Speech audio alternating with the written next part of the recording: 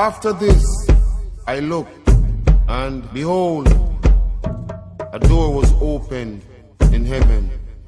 And the first voice which I heard was as it were of a trumpet talking with me, which said, "Come up hither, and I will show thee things which must be hereafter."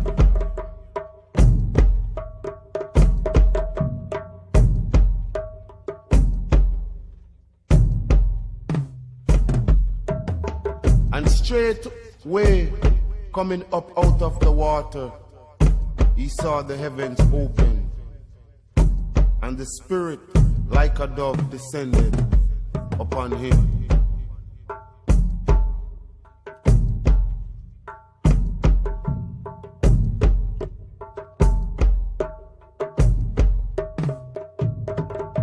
And he told them, "Look, I see the heavens open, and the Son of Man standing in the place of honor at God's right hand."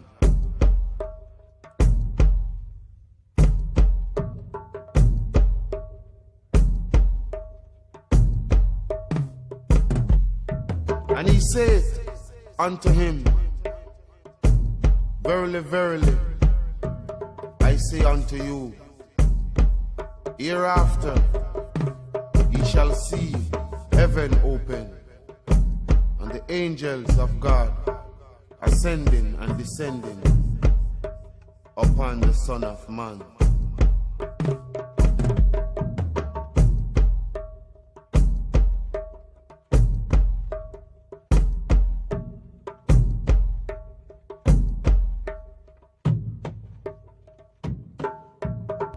And I saw heaven open, and behold a white horse, and he that sat upon him was called Faithful and True, and in righteousness he doth judge.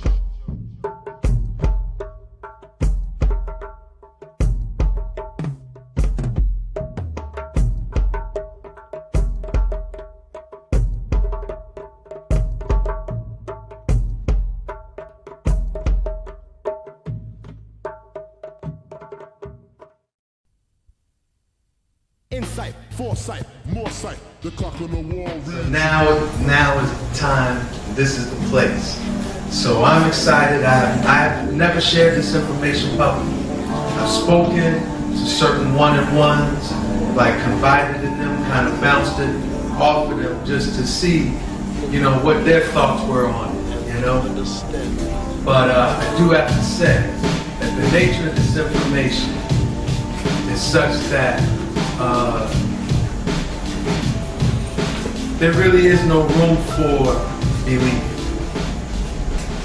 And no one should believe anything that I say today. Let this be an inspiration for you to either confirm or deny. And seek out the truth as it feels real to you. Because this information is deep. This information has a lot of, what you might say, taboos and phobias attached to it. Okay? We had touched on it the first time that I was up here, how a lot of our elder scholars in their quest to find our place in the historical timeline, right? And they didn't want to hear about no, what they call ET and UFO. They didn't want to hear about no ET and UFO. Because, which is true, Eurocentric history tries to negate any presence we have in a historical timeline, right? So it's going to be the Hyksos, it's going to be the Phoenicians, it's going to be anybody but we. And then a lot of times it was, right?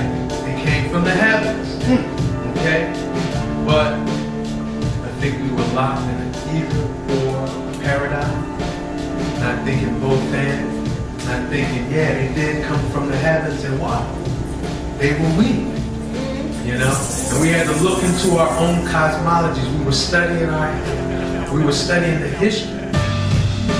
But we were looking at indigenous cosmology through the same lens as the European. Like we was imagining a lot of that stuff. Anything that didn't fit into the out of Africa evolution paradigm is something that was imagined. Right? So, you know, this talking about this science it's not easy.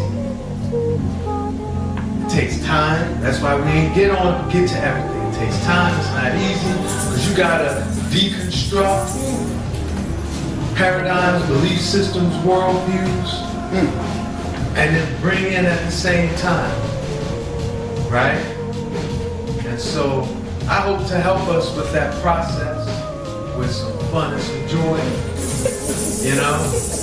And because, right, saying that, why? Because look, this, truth be told, I had no intention on studying this thing.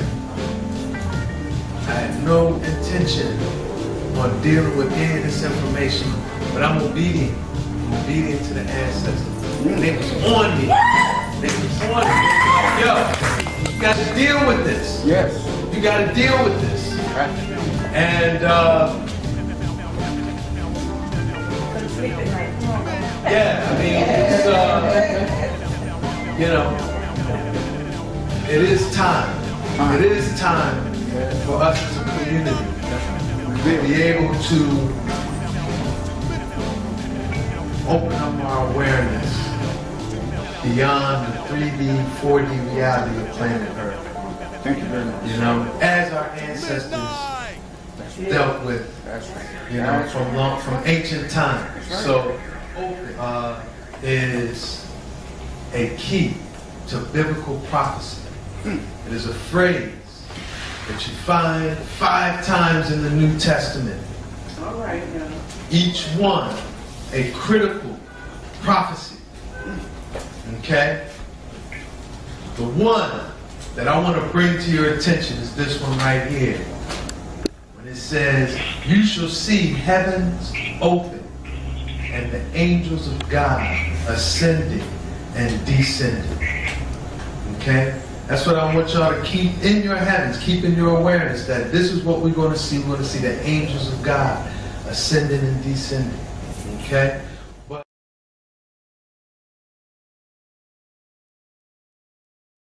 we're going to start by looking at another montage of the craft that has been ascending and descending from heaven the most.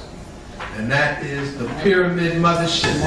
Because that is one thing that we could say, like, if anything we could say, like right now, right here, we could say the pyramid mothership has opened up the heavens and is ascending and descending for us to see. So, okay, again, it's one thing to say, let's take a look at it. Time is a constant filler, revealer, registered healer, thought dealer, original on me, ain't nobody realer. Nah, this ain't no mink, this chinchilla. Remember the lab technician that had your body twitching last year, the same time in December? I entered and you wonder where all the love went to. Girl, did you get the pretty picture I sent you? Telling you I had some things to tend to. And it seems both of us just went all out the window. Gone with the wind, I hope we meet again. And if not, you'll always be within. You should have talked to your brother, walked with your brother, talk to your brother, walk with your brother, talk with your brother, walk with your brother, talk with your brother. Man, it's like everything I know was all wrong. Let me tell you, we're gonna ride it on through.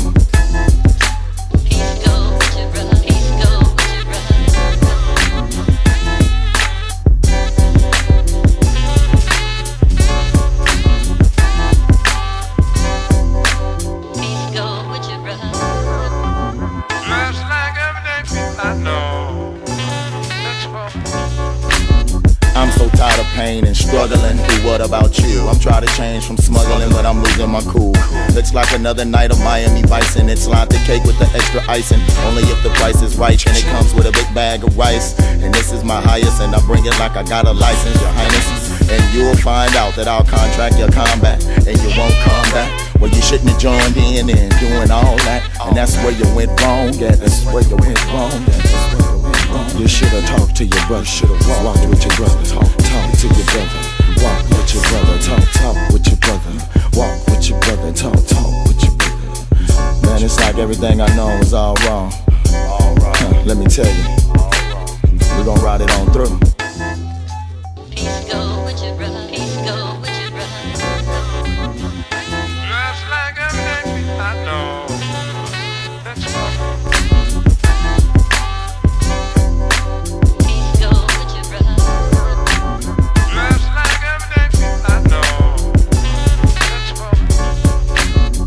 That's Special technique provider. When I freak the speech, I make you reach out and hand glide to a new genre. New tongue run, double tongue, dipping in and dipping out of my flow. Slipping in and slipping out is a no-no. What you used to going for? Not this nigga roll, the beat goes on. It's been so long since I got to rock that shit, homie. Hand me the microphone, I can feel that shit on me. Music gon' leave me alone, so I never be lonely. Shouldn't have rolled out with Rollo, raving off of Roronis. Insufficient substance is dying your components, and I ain't gon' bump no more. It's contagious, they clone it. Do what the fuck you wanna do. Just make sure you don't fuck around and do it to the wrong fool. Cause that's wrong, that's wrong. You know that's wrong, that's wrong. Hey man, you need to walk with your brother. Talk with your brother. Peace go with your brother. just like everything I know. That's Peace go with your brother. just like everything I know. That's just like everything So now, I know. what is this shit? What did were our ancestors aware of this shit? Absolutely, our ancestors were aware of this shit. All right. So the Dogon, they got rock carvings of the pyramid mothership. They call it the Koranam, Ark of the Pure Earth. It's what the craft that brought the Nomo from the Sirius star system to our solar system. All right. And you notice they got the big one, right, and the smaller one that accompanies it, right on the rock carving. Okay? Crop circles by the occupants of the pyramid mothership. We'll get into that. They telling us who they are. Well, what? Where do we know that from? That's Ra's Ark of a Million Years. So they telling us, yeah, Ra's Ark of a Million Years is back. Now, there's another phenomenon associated with the pyramid mothership, and that's this wormhole effect that it causes when it enters and leaves our atmosphere. It makes this strange wormhole cloud formation. All right. So now, there's a lot of allusion to that within our indigenous cultures as well. All right. The Caduceus, the Statue of Imhotep. One of its deeper symbolisms is reference to this pyramid mothership wormhole. As well as Quetzalcoatl, the plumed serpent of Olmec Maya America. Same thing, it's an allusion to the pyramid mothership's wormhole effect. So let's look at a quick montage of the wormhole.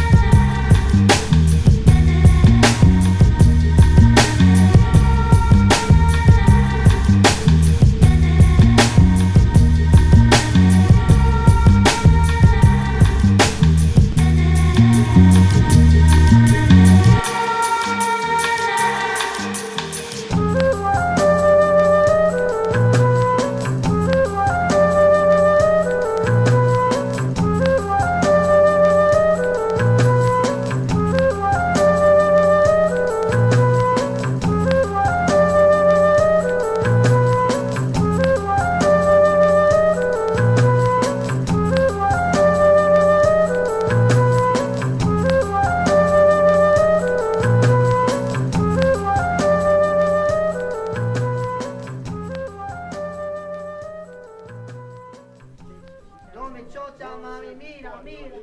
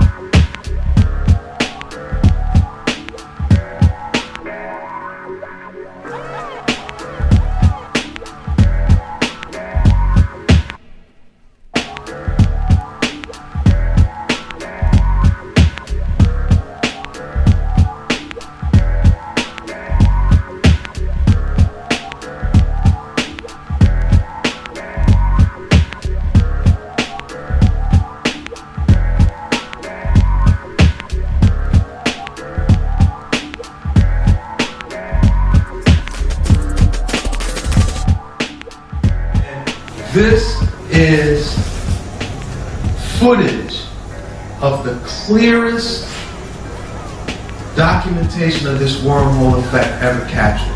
This is called the Norway Spiral. It occurred in Norway in 2009. This too was filmed from many different angles, but this angle right here is an amazing angle because we can actually see what I was just talking through during the montage, where if you notice up in there's a darker purple cloud, right? And in front of it is a white cloud spiraling. So the white spiral is created by that smaller pyramid craft spiraling around in front of the mothership, which is spinning on its axis behind it. So here, right there is where the larger pyramid mothership is just left. And then here is where the smaller pyramid craft exited the atmosphere.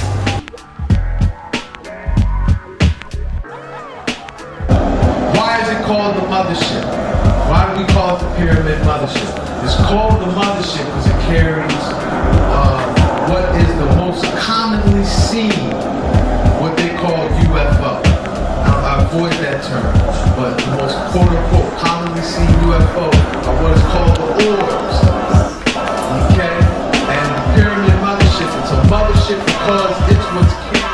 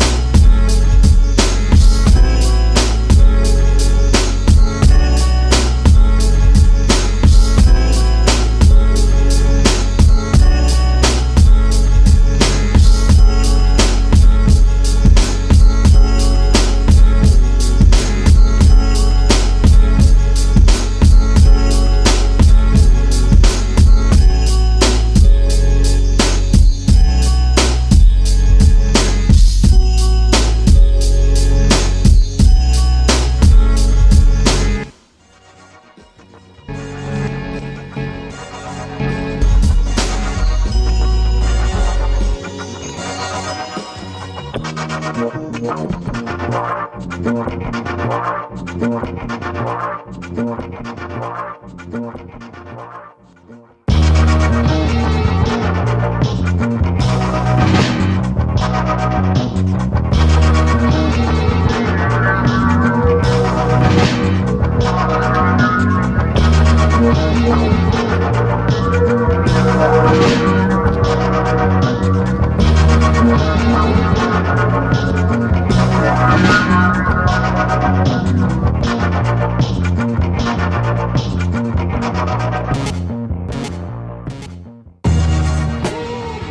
we get into that, I do want y'all to see that the orbs, they are responsive to us, and they respond with prayer. Check All right, this. guys, just listen up here. This guy says the Old Testament, written in Hebrew, taught him how to summon UFOs. All right, he says he can also do this on command, and he adds he's been doing it for 25 years, keeping all of it secret until now. These things are here. They're here. They're just sitting right up there. We met up with Prophet Yahweh, seer of Yahweh, at Doolittle Park off Lake Mead. We picked the day, we picked the time, and we picked the location.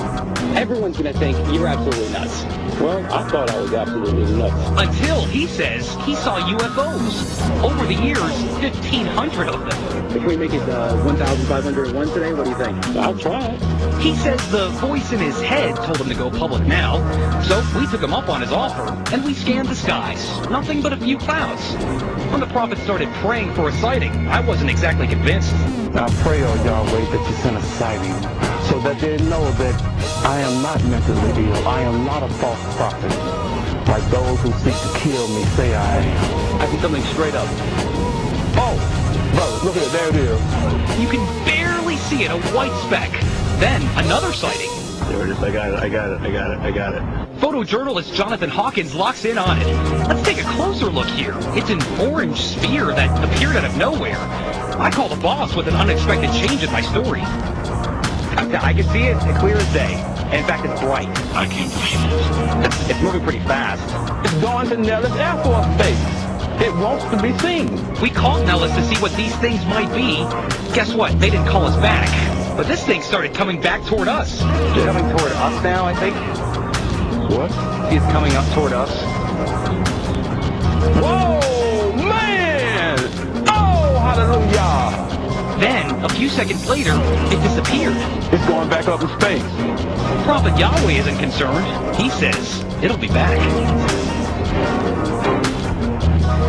And I'm still not quite sure what those things were. Now, if I didn't see this for myself, I probably would have just laughed this whole thing off. Prophet Yahweh says, though, this is just the beginning. He says we're going to see a lot more of these things starting next week. And he says one will come down low enough for all of Las Vegas to see. Mike Bellestrito, Channel 13 Action News. Alright, now, something else I want y'all to associate with the orbs is the props. Because when we start answering some of those questions Farrakhan asked, like, who are they, why are they here, we gotta look to crop circles. Because crop circles is one of the primary ways that they are communicating with us. Alright? So, yeah, you want to associate the orb, pyramid mothership. You want to realize that they're responsible for prayer. They're making the crop circles. Alright? Now, with that in mind, let's start answering some of these questions as far as who they are, who are they. Now, we'll answer that in the context of what would our ancestors say. So if we was in Kemet, we say, who are they? They say, oh, those are the Anui. The Anui, the celestial fish beings that swim alongside the Ra's arc of a million years throughout the Uranus, which is the Milky Way. Okay? And the Anui, which are also known as the star children of Ra, they're the celestial ancestors of who? The Anu, primordial humanity. So, Kemites would say that, yeah, they're our family. We're the Anu, they're the Anui. The Dogon called them the Nomo Titiani, the messenger assistants of Amma. They are given custodianship of the heavens. They're the regulators of the heavens. They keep universal law intact on that plane. That's what the Dogon said. And the Nomo Titiani helped the Nomo Anagana, which is who? Humanity. So here we see that relationship reaffirmed. The Maya referred to the orbs, to the wheels, as Ahau kinds, the lords of the sun, masters of the sun. And yeah, image of the Ahau kinds is similar to the Nomo Titiani. You know, they're the custodians of the heavenly plane. The indigenous call them the Star Nation. Okay, so you got ones like Black Help that says, yeah, what are man's military gonna do when the Star Nations come and shine their light?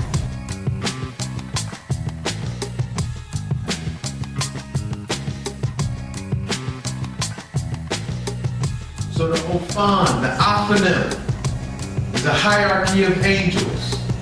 They're the third highest in the celestial hierarchy, after the seraphim, cherubim, and then the Aphanim. Okay? And the Aphanim are also referred to as the thrones. And the reason why they're referred to as the thrones is because they say they carry the Merkaba, which is the divine throne chariot of the Most High. Okay? So the divine throne chariot of the Most High, in Judaic tradition, that's Ra's Ark of a Million Years. That's what the Merkaba is. It's the pyramid mothership. Okay? And the Aphanim are the thrones because they carry or they travel with the Merkaba. Alright? Then the Aphanim, the Ophan, the prophecies that Enoch has of the Ophan. And we're going to talk about this because Enoch was the first prophet. He only got one of his prophecies in that whole Bible. How is that? Add that up to me, the first prophet, the man that jumped it off, who jumped all the line of prophets off. He got one prophecy. We're going to talk about why that is. But the one prophecy of Enoch in the Bible, which is 1 Jude, is his depiction of the Aphanim. And I'll quote the Enoch version, you got the biblical one up here. But he says, behold, I'm going to come with thousands and thousands and myriads of my saints and holy ones to execute judgment. So the Aphanim are the ones given authority to execute judgment on earth. Are we given authority to execute judgment? What were we told to do? Now, we were told to what? Judge not, just lest ye be judged. We were not given authority to judge. It's the Ophan, the Aphanim, that is given authority to bring judgment upon the behaviors of humanity. Okay?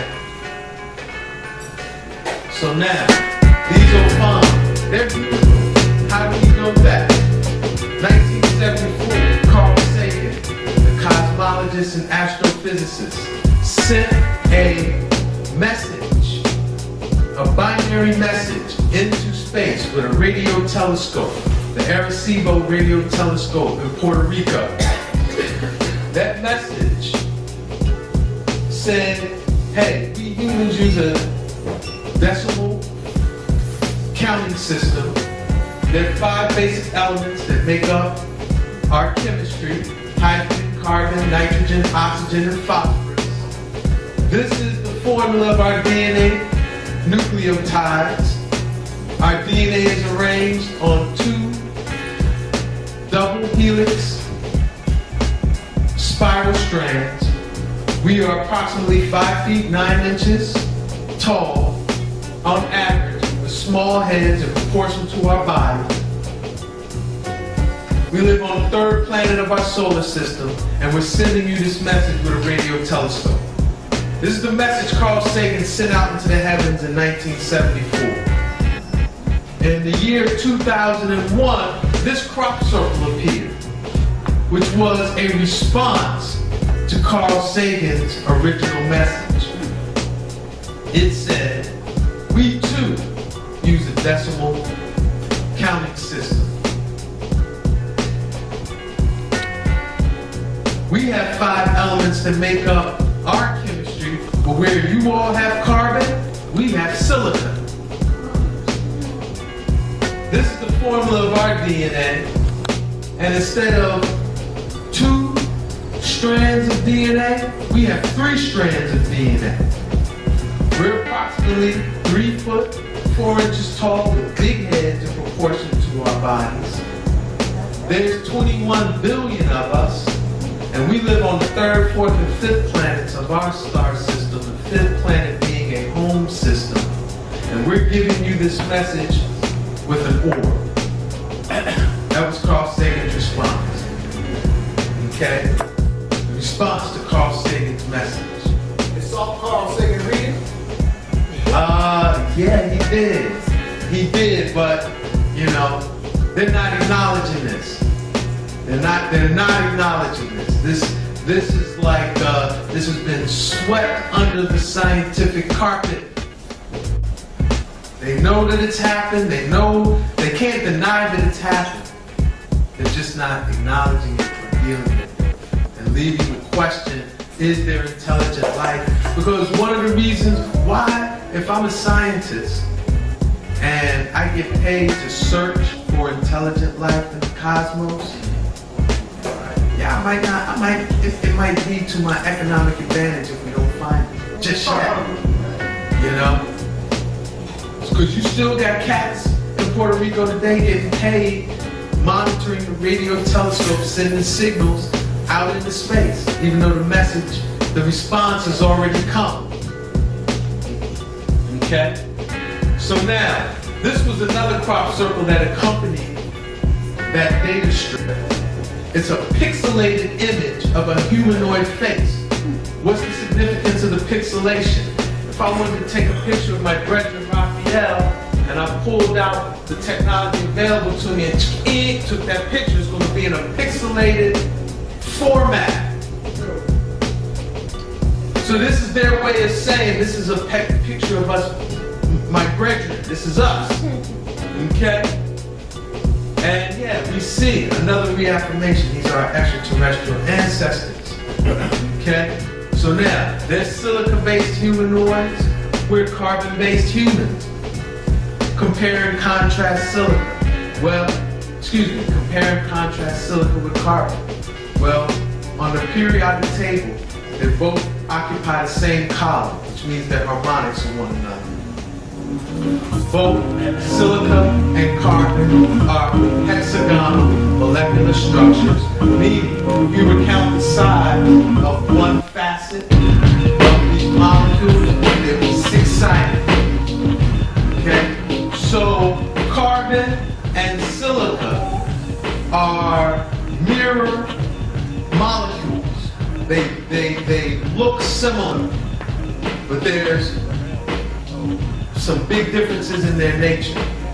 Carbon is a non-metallic, insulated material. Think of most things made of carbon, like wood, rubber, plastic, they're insulators. These things prevent energy flow, right? Silica is a metallic, conductive material. So I want y'all, let's visualize a minute. First, I want y'all to take a breath and get in touch with your spirit. Feel your energy, feel that power inside of you. You got a lot of power inside of you. If we were to see the power inside of you expressed in one instant, it would look like an atomic explosion. That's how much power is in you, expressed over your lifetime. Okay? Now, imagine that, like we say, carbon is a insulative, non-conductive, non-metallic material. So all of that power you feeling inside of yourself, your carbon is holding it in. It's preventing that ashe in you from just busting out. Like we know sometimes it can. Right? Now I want y'all to visualize that wherever there's carbon in your body, there's silicon, there's quartz. And you take that same breath, what's going to happen? You're going to light up. The spirit is going to radiate. Am I right? Y'all with me? Yeah. Deep, so everybody I think you might need to hit some more drums, Rocky. I don't know. But all right. So the point that we're making with this is that the orbs, they're not spaceships. They're beings. They're interdimensional light beings. They're humanoids, right? They would call us angeloids, I guess, right? You know, because oid, when they tell you put oid at the end of something, that means kind of, like kind of. So they kind of human. So I guess they would say, get them angeloids down there. Right? But they're light beings that can tone up and tone down through regular. My feeling is, how do they tone up and tone down? My feeling is through regulation of their breath. You know? That they hit certain breaths, they can light up. Maybe sound. That I could that because crystal quartz is piezoelectric. This is you use sound to activate quartz, so it can very well be they're activated by sound. You know? So they can materialize and etherealize. So now, right, it's one thing to say it. Right. It's one thing to say it. We live in amazing times. And we're going to witness some video footage of what is called UFH,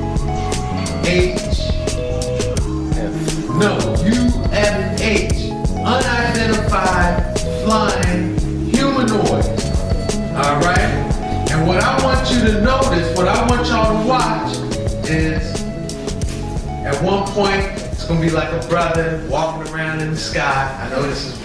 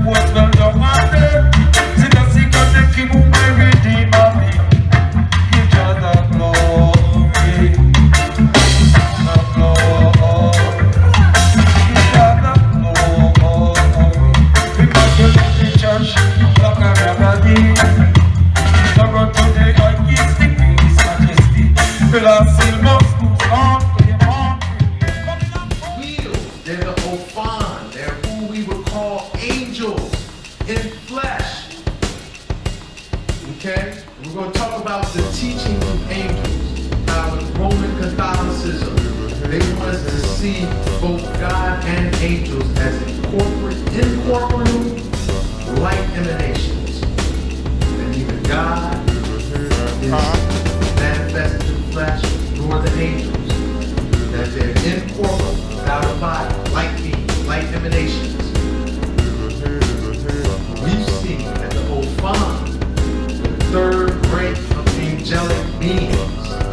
interdimensional light beings that can take on flesh. Right? So that's the answer to the big question of Farrakhan. Now we're going to hit up the next one. Why are they here?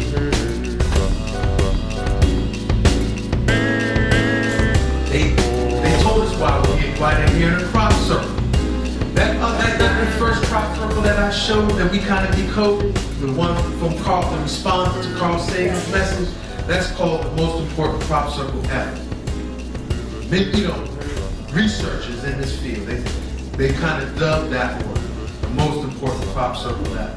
Here's the second most. This appeared a year after, to the day, 1 year after that most important crop circle. Okay, in an adjacent field where the other one was found. So one of the ways that they communicate with us with crop circles, but also the dates that the crop circles are found, the size of the crop circles, the location, all those things tell us that's, you know, a part of the message. All right. So a year after, to the day that most important crop circle was found, here's the next one in an adjacent field. So that's telling us this is connected. This is a related message to that first one. Okay? Now, we see it's a being. Could be reptoid, could be insectoid. It's definitely not human. Right? It's not depicted with pixels. Like that first one. That first one was a pixel. Like, took a picture of my brethren. Here it is. No, this is lines of resolution that we find in computers and television. Okay? And next to it is a CD, a binary code written on as if you were to burn a CD. When you burn a CD, you're not actually burning an impression of a song. You're burning a binary code that's telling the computer how to recreate those sounds. Okay? So, this CD, they translated the binary code into the ASCII keys. The ASCII keys being the binary code that represents the keyboard, the letters on the keyboard. Okay? And when they did that, you get a message in English that says, I'm going to read it as it just was, and I'm going to kind of fill in some of the blanks, all right? So the message in its raw form said, beware the bearers of false gifts and their broken promises. Much pain, but still time. Believe there is good out there. We oppose deception, conduit closing. That was the message written in a binary code on a CD in this crop circle, attached to this reptoid image and a picture of lines of resolution. Okay? So now, how I would fill in the blanks to make it like complete thoughts and complete sentences, beware of those reptilian bearers of false gifts, which is their technology, and their broken promises. Humanity is in much pain, but there's still time to heal.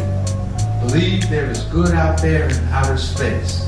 We oppose deception, and the deceiver's conduit is closing. Their time, their portal, doing what they do, it's closing. Alright? So that was the message that they sent. Now, how do we decode this? What are these lines of resolution?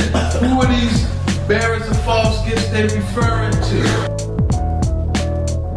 Now, who are these are these deceivers. And what do we say? An enemy of my enemy is who? And they say we're here to oppose deception. They oppose the same cats that are opposing us. Star Nation is opposing them. Okay? And now it's going to go up. It's going to be a great thing for they might sell. They might use it as an entry to exporting chicken to us, which would be, you know. No, we will be exporting chicken to the Chinese. Can we buy a Chinese firm? No, not right now. Then why should they buy one of ours? Why not? Because we can't buy one of theirs. It's Open up the market. Very, very well. Yes, we have capitalism and we embrace it. And they don't, Clarice. Yes, Clarice? Yes. This is real quick. Who are these cats? We know who they are. We've heard their story from many different traditions throughout the times, you know? But these are these fallen angels who rebelled in the heavenly realm, were cast out of the heavenly realm, and were cast to earth. And we know we've heard this story many ways from many people, right? Right? Yes. Yeah, the most common is that story of Michael and Lucifer. Lucifer, he was the first angel, and became self-willed. Michael was like, nah, bam, bam, bam, whooped up on him, right? The Dogon version gives us more insight.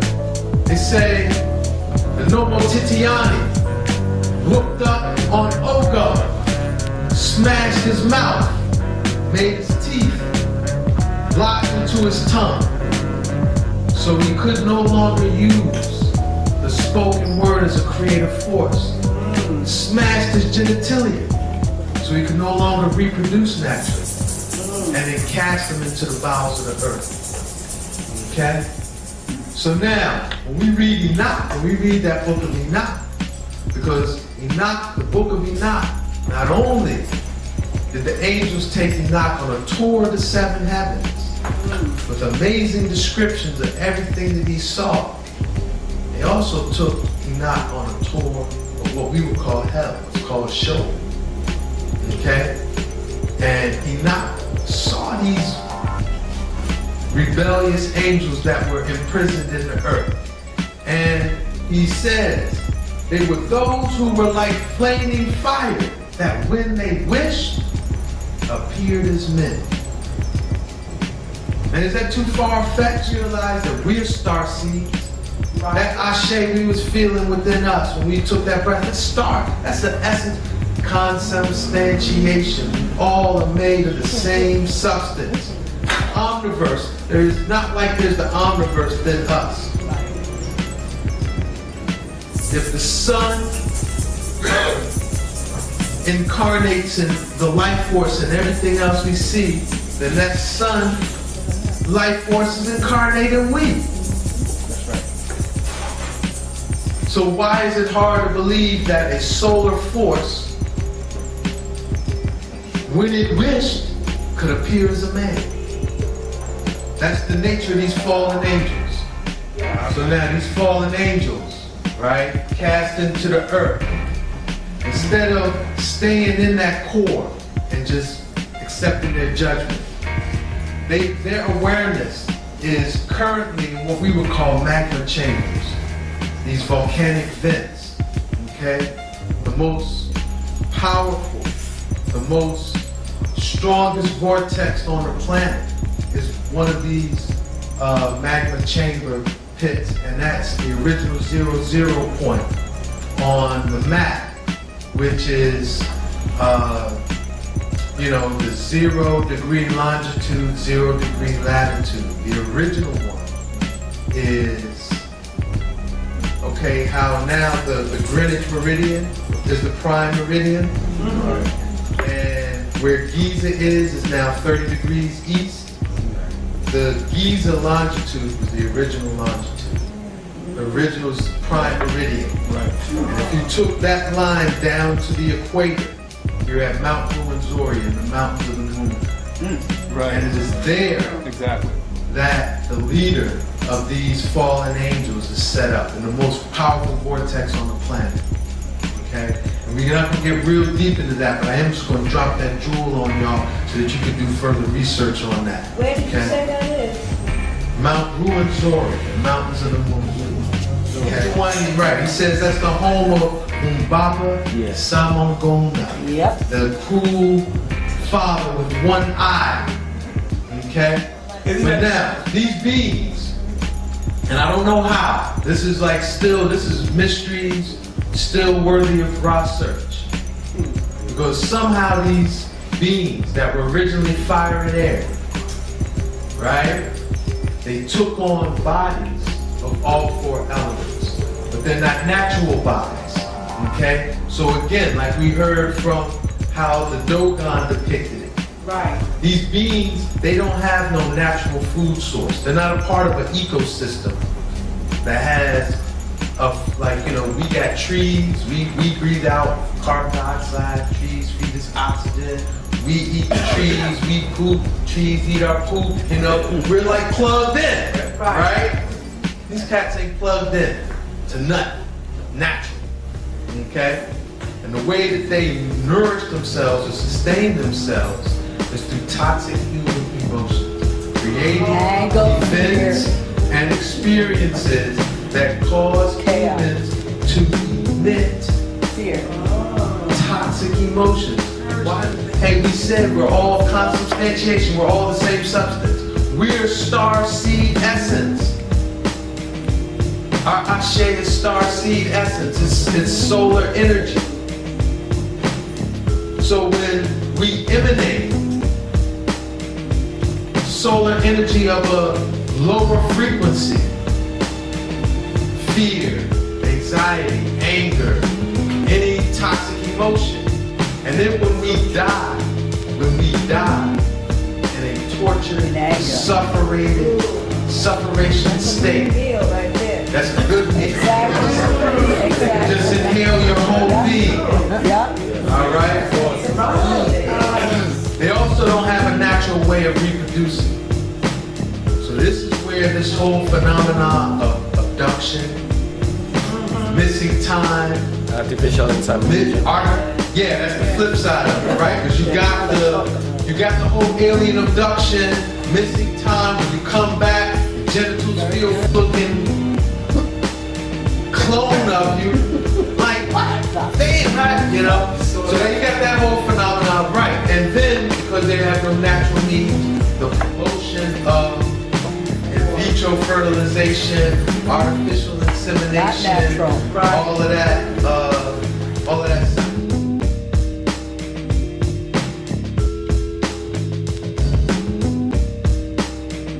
Wow. Okay? Their leader, he got many names. Beyond Lucifer and Satan. Credo Mutwa, he calls him Baba Samahango, the cool father with one eye. Nangai, so he's known as in the Congo, also Kunji. These are names that those that live near Mount Ruwenzori, that's what they call him. Okay? He's not called him Azazel. So now, at some point in history, the Book of Enoch says in the days of Jared, so that means antediluvian. It's a long battle. At some point they spawn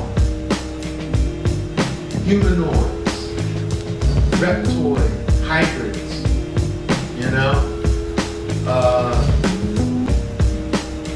and these are those ones that have kind of evolved into what we would call the Illuminati. Those 13 bloodlines. Yeah. Okay? That are, they are human, right? But they have a high percentage of reptilian genes in their genetics.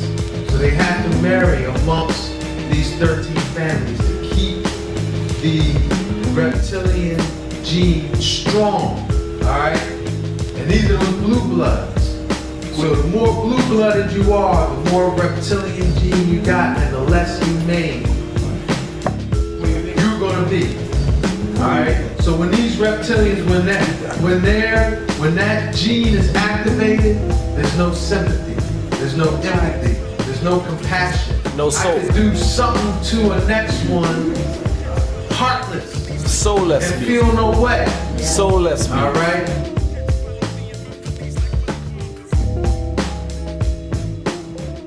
These reptilians, they spawned another race, another set of beings. We know them as Greys. Alright? Now, why it's important that we reason on this in this context? Because it's through the Greys that the deceivers are spending one of their biggest lies. That it's them that are coming from the heavens. Yes. That it is them that are the extraterrestrials. Yes. we have to study our indigenous teachings to find out their origins, okay? And the Dogon have an account of the graves. They call them the Andambulu and the Yeban. They say that these beings were spawned. They weren't naturally produced. They were spawned by Ogo, that rebel reptilian leader, committing incestuous acts with the earth. So somehow, taking earth material and spawning these creatures, okay? And this is the Dogon account of that. First to be born with a Yeban, small creature, big head, discolored bodies, frail limbs, for shame of their condition, hide in the holes of the earth. So they're describing the graves and they're saying where they come from.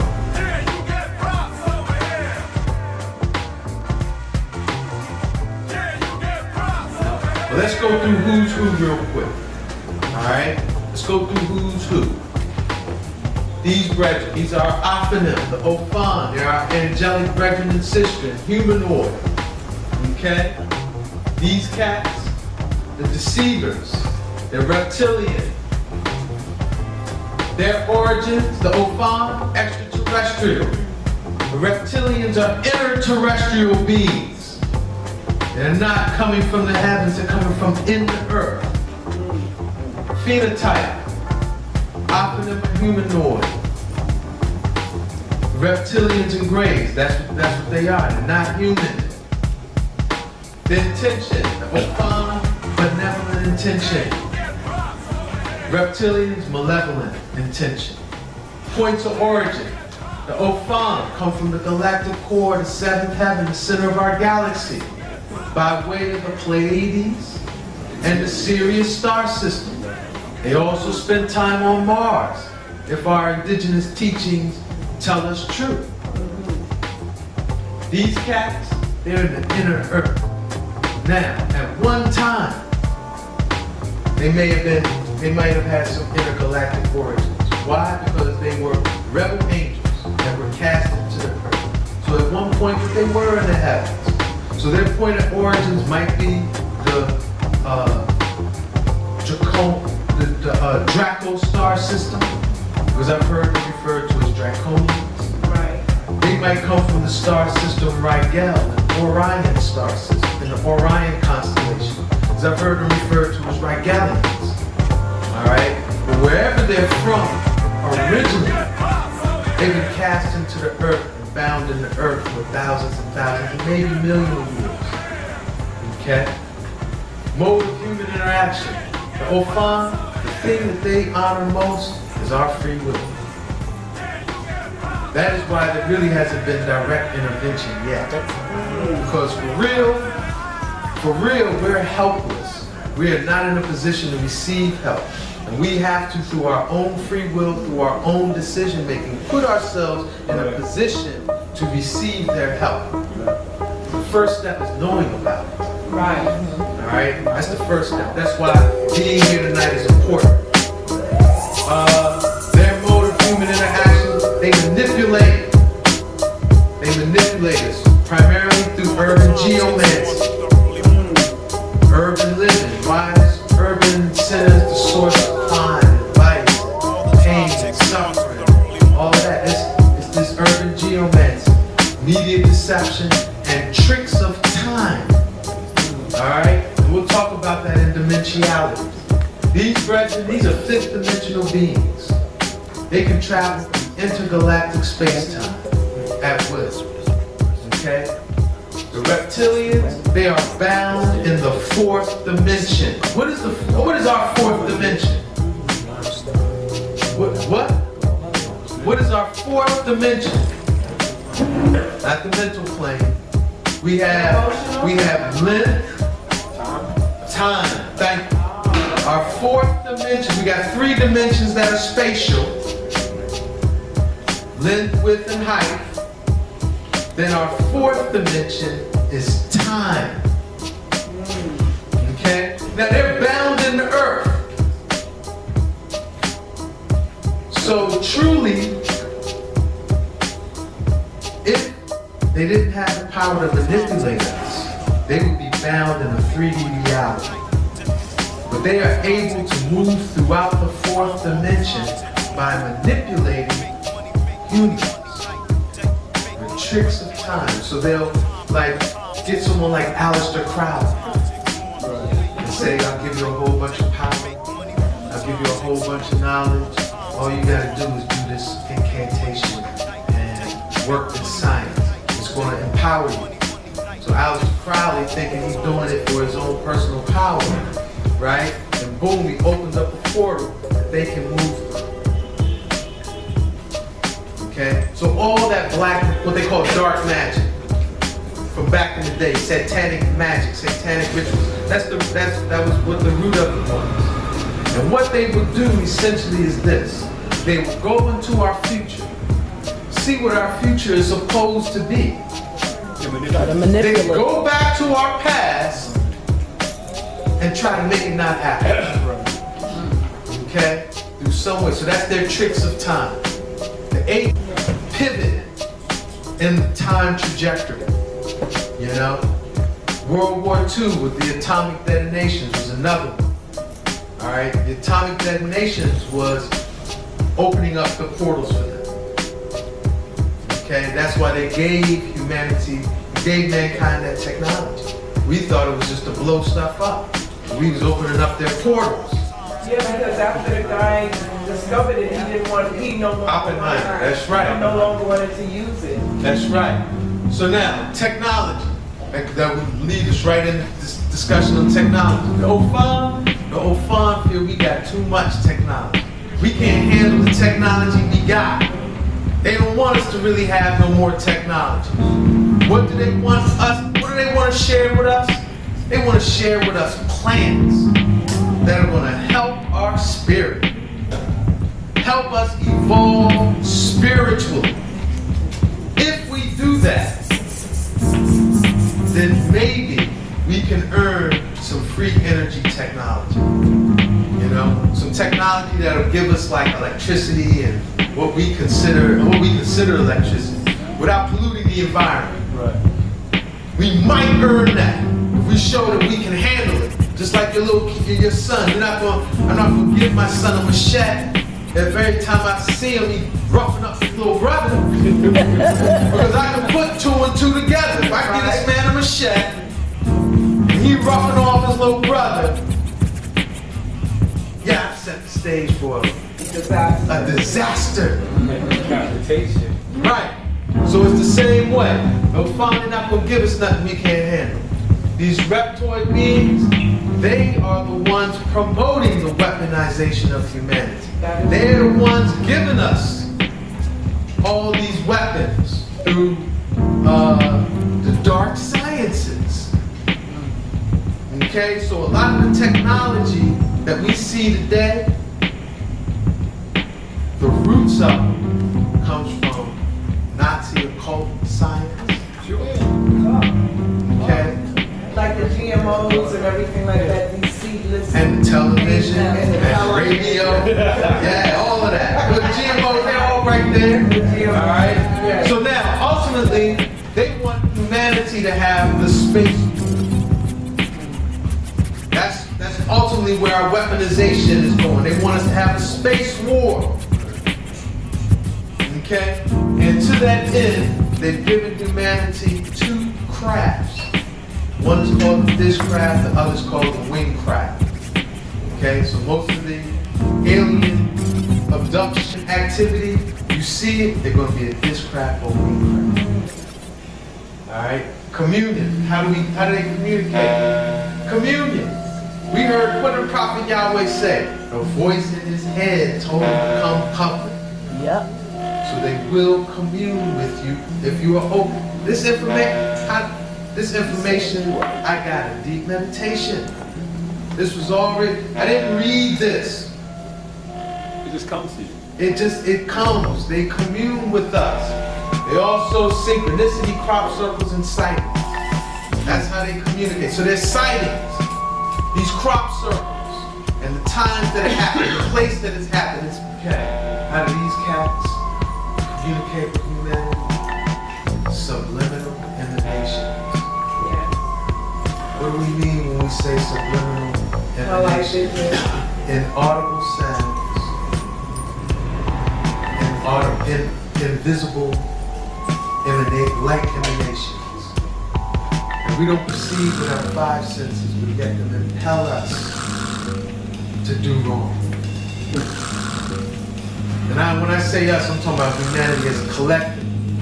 So when you hear cats that normally like them, them live upright, and one day they just wild out and do like, that's really out of your character. Man.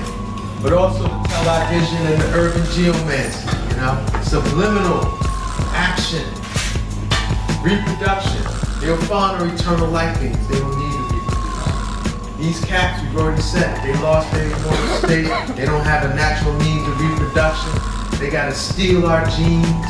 They gotta borrow vital essences from animals and recreate their bodies through lab cloning and all of that. Yes. I have a question about it. Both of them sound like strong beings of some form or another, but the both of them sound like they're so much stronger than the reptilians. So why wouldn't they be able to just destroy them and leave us out of it? Well, that's a good question. That's a good question. And my answer to that would be the war between God and Satan is being fought in the mind of humanity. So they can't leave us out of it because we are the battlefield. Yes. Truth be told, we are the battlefield. And again, the Ofan,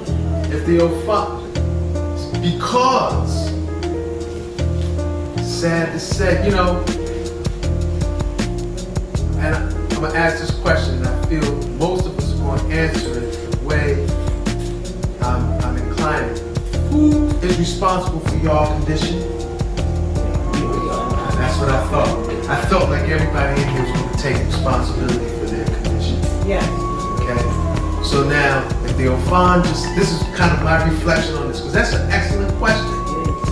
Because you're right, I think the Ofan do have the power to just come in, whoop, in this thing. And why aren't they? Free will. They honor our free will. They honor our free will, and they know we still got.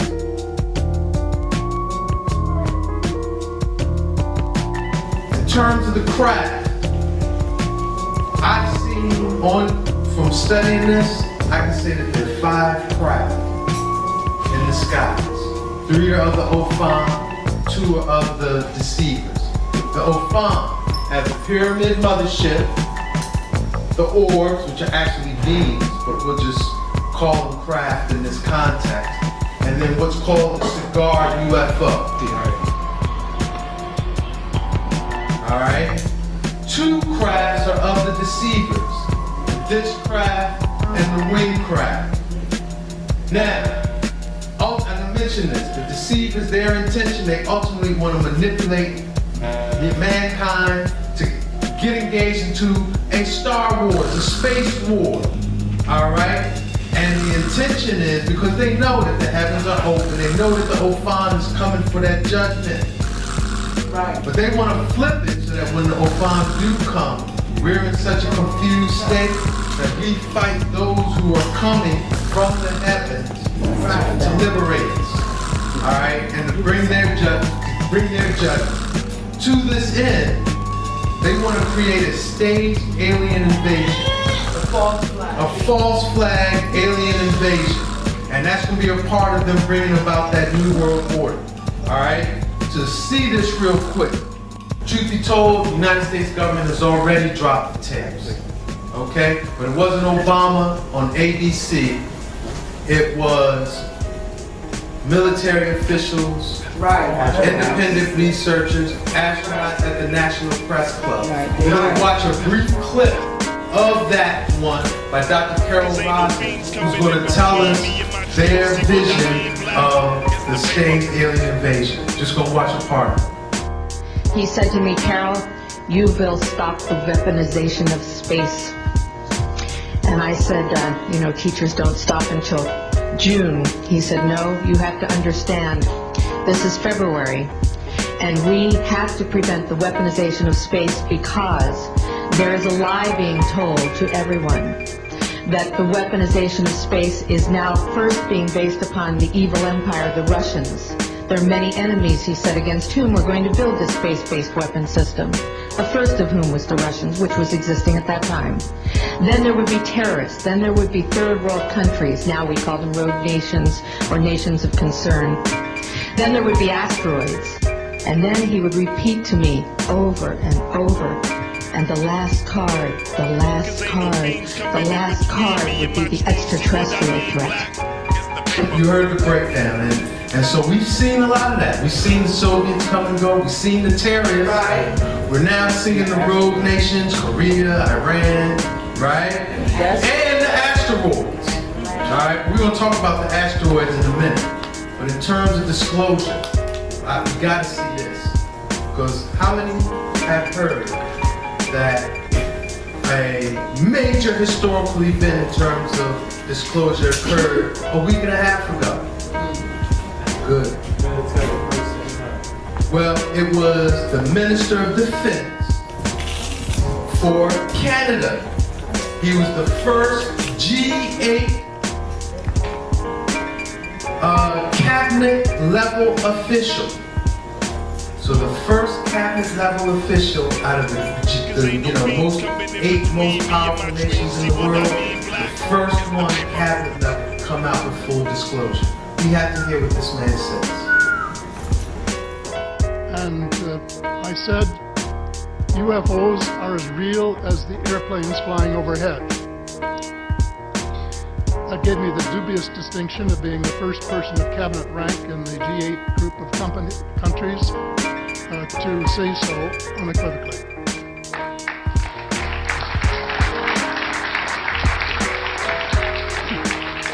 Referring to them as they, until this morning when Linda Powell, I think she was the first one, actually named 3 different species. I don't think we can any more refer to them as they, because they're not an amorphous mass. They are different species and consequently may have different agendas. I don't think we can say that they all have the same agenda any more than we could say that the United States, China, and Russia have the same agenda. Our real interests may be very similar, but as of now, our perceived interests are still quite far apart. I think that tax-paying citizens are quite capable of accepting the new and broader reality that we live in a cosmos teeming with life of various sorts. The fact that some other civilizations are more advanced than we are may be humbling. It exists, and it's being kept secret by the same vested interests who control our destiny. Who are these vested interests, and what are they up to? Well, Senator, you were talking about a military junta. In my opinion, that is true, but I have broadened and deepened the definition to cabal, and the cabal comprises members of the 3 sisters: the Council on Foreign Relations, the Bilderbergers, and the Trilateral Commission, the International Banking Cartel, the Oil Cartel, members of various intelligence organizations, and select members of the military junta, who together have become a shadow government of not only the United States, but of much of the Western world. The aim of the game is a world government comprising members of the cabal who are elected by no one and accountable to no one. And according to Mr. Rockefeller, the plan is well advanced. They're disarming. They're actively disarming nuclear and conventional weapons that the deceivers have given mankind, and they're taking the message directly to us in the forms of sightings and crop circles. All right, now we talked about like, that whole issue of disclosure and the National Press Club. You know what? At the National Press Club, one of the things that they disclose is not only are the OFAN engaging the U.S. military, but they've been creating what they call nuclear missile shutdown incidents, where the nuclear missile silos, the nuclear missile warheads, all those things get disarmed and shut down. The crabs come over them, shine a light on them, and bam, they're disarmed. And that's been ongoing since the late 60s. Declassified U.S. government documents and witness testimony from former or retired U.S. military personnel confirm beyond any doubt the reality of ongoing UFO incursions at nuclear weapons sites. When I say UFO, the witnesses have described these craft as disc-shaped or cylindrical shaped or spherical. These objects are capable of both hovering and high velocity flight, usually completely silently. Over the past 37 years, I have personally located and interviewed more than 120 of these former or retired military personnel, all of whom report UFO incidents at one or more of the following locations: nuclear missile sites, nuclear weapons storage areas, and nuclear weapons test sites in Nevada and the Pacific during the era of atomic atmosphere. These gentlemen believe that this planet is being visited by beings from another world who, for whatever reason, have taken an interest in the nuclear arms race which began at the end of World War II. Regarding the missile shutdown incidents, my opinion, their opinion, is that whoever are aboard these craft are sending a signal to both Washington and Moscow, among others, that we are playing with fire.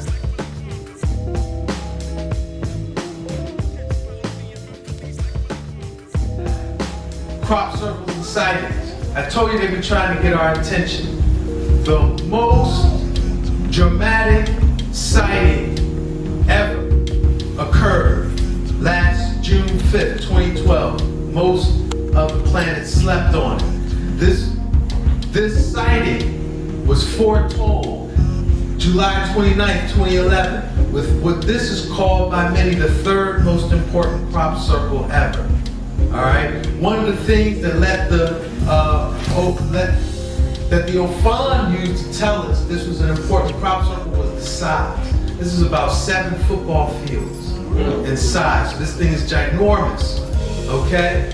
But many people interpreted this crop circle to say that this was the Venus transit of the sun that occurred June 5th, 2012. Y'all remember that? When Venus, every 128 years, Venus and the sun align such that you can see Venus moving across the face of the sun. Yes, Dick Gregory showed that. The plume serpent will return to Earth. This is Earth when Venus transits the face of the sun. Okay? I'm gonna just show y'all real quick the Venus transit so we can get a vision of it.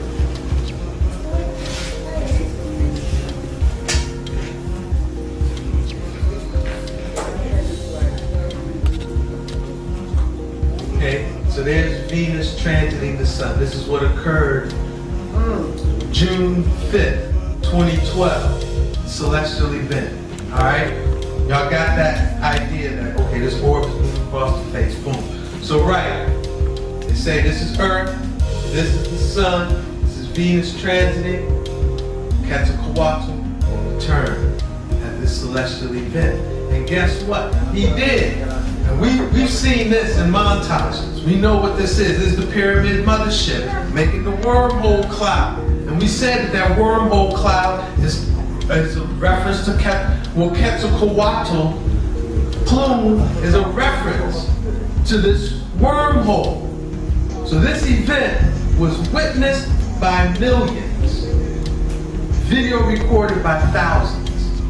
The Pyramid mothership flew over Russia, Turkey, Syria, Lebanon, Iraq, Armenia, Jordan, Palestine, and Israel. Millions of people witnessed it, thousands of people reported it, okay? Media spend it, both here and in Russia, to say that it was a failed missile A test. series of currents has taken place near the border between Israel and Lebanon. An illuminated object emerged in the night sky and began to spiral for several minutes, attracting thousands of puzzled onlookers. A similar sight was witnessed in Norway in 2009 and turned out to be a failed missile launch. Protesters believe that's what was seen over Israel. My question, could Russia test a missile? I don't care if it failed or not. Could Russia test a missile over Israel? No. What would happen? World War III, right? So we know that's some crockery, you know? So here's the, I'm not even gonna show all the different, like I said, this thing was filmed by thousands. There's so much footage of it out there. This was also filmed over Israel that same day. The smaller pyramid craft after the large one left. So there's consistency. We've seen all of this before, but we slept on it. They gave us a ginormous crop circle to say they were going to do it on this day. They did it on this day. It was witnessed by millions, videoed by thousands, and we, as a collective, slept on it. Nothing was made up. All right? Now, another thing that they are doing, we mentioned that they have a craft that we just call the cigar UFO, because we don't have a better word for it. The cigar UFO, the Ofan are using to clean up all the radiation that's accumulated in our environment because of Fukushima and other misuse of radiation. This was a picture taken in Philadelphia last year. All right? Number one, look, you can see the Ofan are all over the place in the cloud, right? And then you can see it like bang, freeze frame, captured right there. And then here you see the cigar UFO. Okay? So that was in Philadelphia, right off of Penn Treaty Park, where it all began. Here is a picture, here is a clip showing that cigar UFO on news in Japan over Fukushima. So this is how we have made the association that the cigar UFO is here to clean up radiation. Where is it? Yeah, right here, look. Okay? And that was right above Fukushima, right after the tsunami. Okay? And what do the Ofan do with the cigar UFOs after they've accumulated radiation? They drop it into the volcanoes.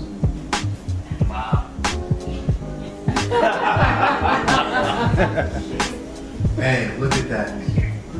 So that's how they're cleaning up the radiation and then putting it back in the earth where it belongs. Alright? This is on the news also. Couldn't that strengthen in those Mexico. cats in the portal? Couldn't that strengthen them? It's possible. It's possible.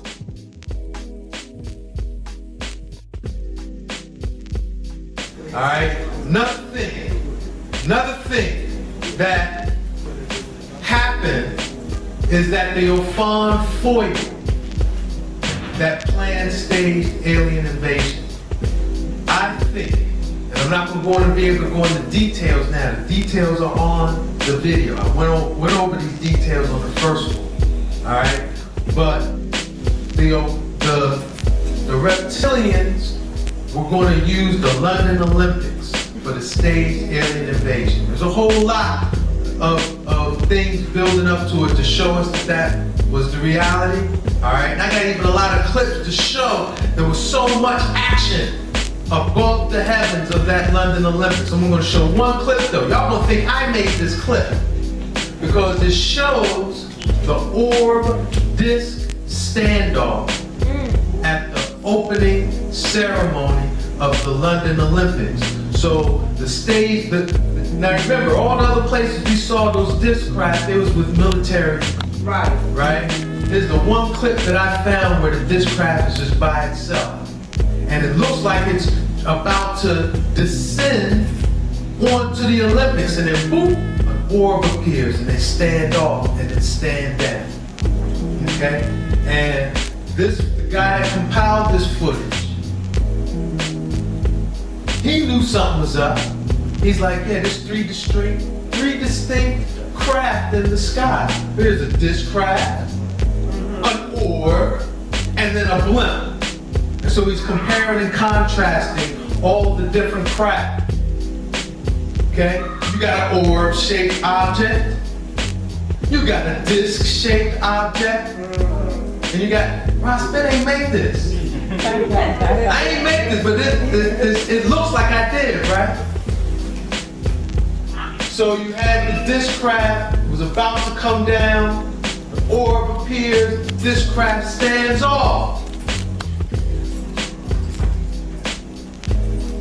Okay, so that's the only one, but I got about 10, 12 clips showing all the action that was occurring above, because they tried a couple of times. And the Ofan was like, well, y'all make y'all move, we're gonna make our move. What we gonna do? Okay?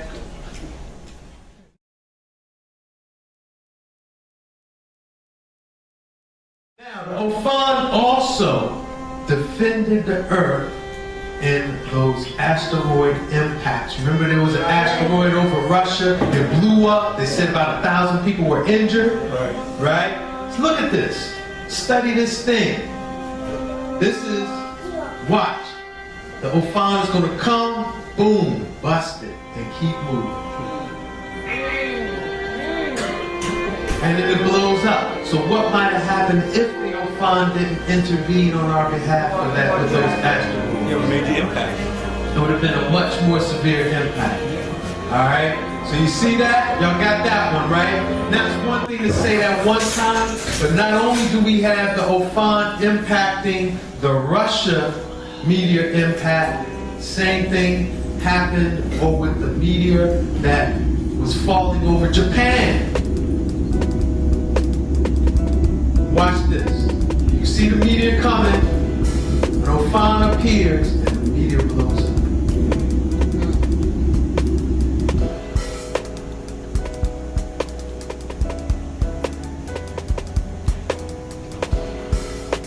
So again, when I see this, I feel good. I feel very safe. I feel very secure. I ain't really worried about Bobby Home. I really am not.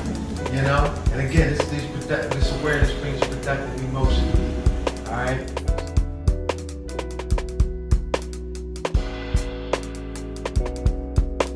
Alright, who was behind it all? So that's where we're going now. And I do want to say that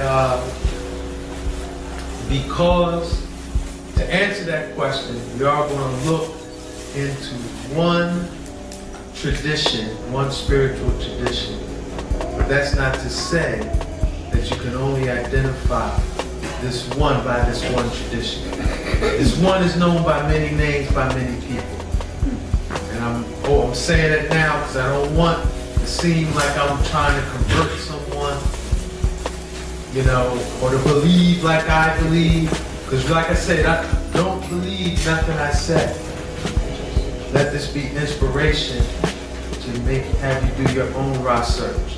Alright? Because ideally, you want to, what's the goal? To have productive emotions. Okay, and feel good about this thing. Because I'm sure we all know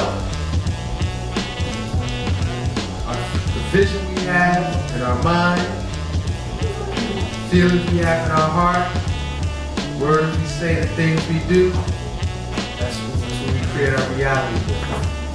So I can have the greatest vision in my mind, and if I got fear, angst, doubt, and worry in my heart, I'm going to create those things that make me fearful, make me doubtful. Okay? So we got to have productive emotions. And so if you can't have productive emotions the way I share this thing,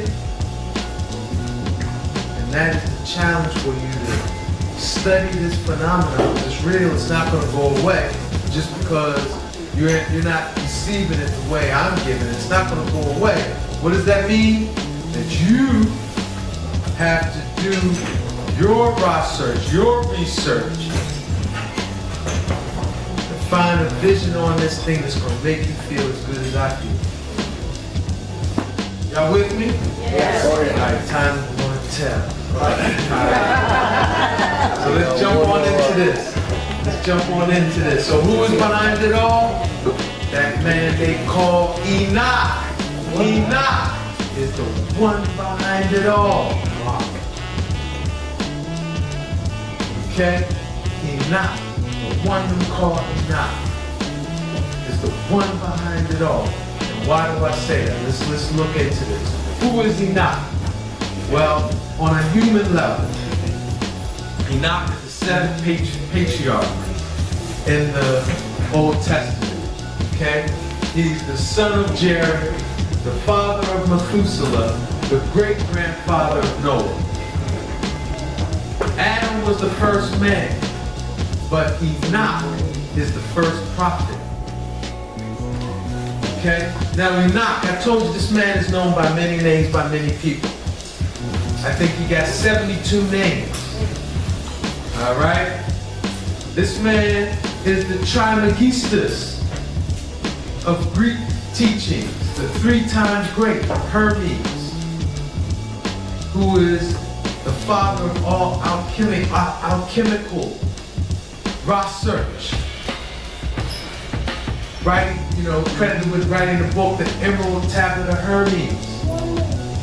And Kemet, this man was known as Tafari, the fish scribe, in his earliest manifestation in the Nile Valley. He's also known as Tahuti or Jehudi. Alright, but he's the scribe that wrote the book of life. They say if you know this book, no power is denied you. Alright? And Enoch in all of his various manifestations is usually credited with the creator of writing, the creator of the calendar system, the creator of agriculture, astronomy, all science and encoded information. In the Dogon, Enoch is known as Lede, and he is the one who descended from heaven to earth and did things that allowed all of humanity to have a direct and personal relationship with God. So this is what this man is known of doing in different traditions. And you could go, he's Sambo or the Bone. Alright? I know about Sambo, right? The first Buddha, he's the Sambo. Alright? So this man is known by many names by many people. But we're going to just deal with him as Enoch. Why? Because we can do a lot of research on him in that image. Alright? Oh, I left out one. Enoch is Idris in Islam. And what is Idris credited with? Making the pillars. The Great Pyramid is the pillar of Idris. Am I right, Professor? Alright. So they say Idris was an antediluvian patriarch that foresaw the flood, knew the great flood and what Noah was going to have to deal with. And he wanted to preserve his teachings and science. So he built the Great Pyramid and put his teachings up in there so that it would save the great flood, be saved through the great flood. And I already shared with y'all the one prophecy. We're going to talk about why there's only one prophecy of Enoch in the Bible. How you got the first prophet, the man who set it all off, and this man got one small reasoning in the Bible, and it's echoed by Jude. It says, behold, I come with thousands and thousands, and myriads of my saints and holy ones to execute judgment. Okay? And Enoch does have some biblical reference, Genesis chapter 5. Yeah, he run through the genealogy. Okay, Jared had him at 162. Alright?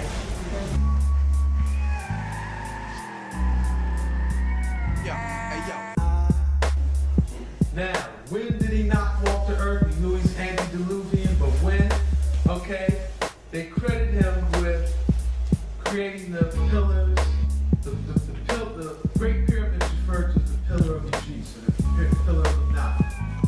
Pyramid, mutable earth, pyramid, sign of Virgo. Astro, symbolic. This was created in the age of Virgo, about 13,000 years ago. What's that? Okay. So, Enoch walked this earth about 13,000 years ago. Half of the 26,000 great people. Okay?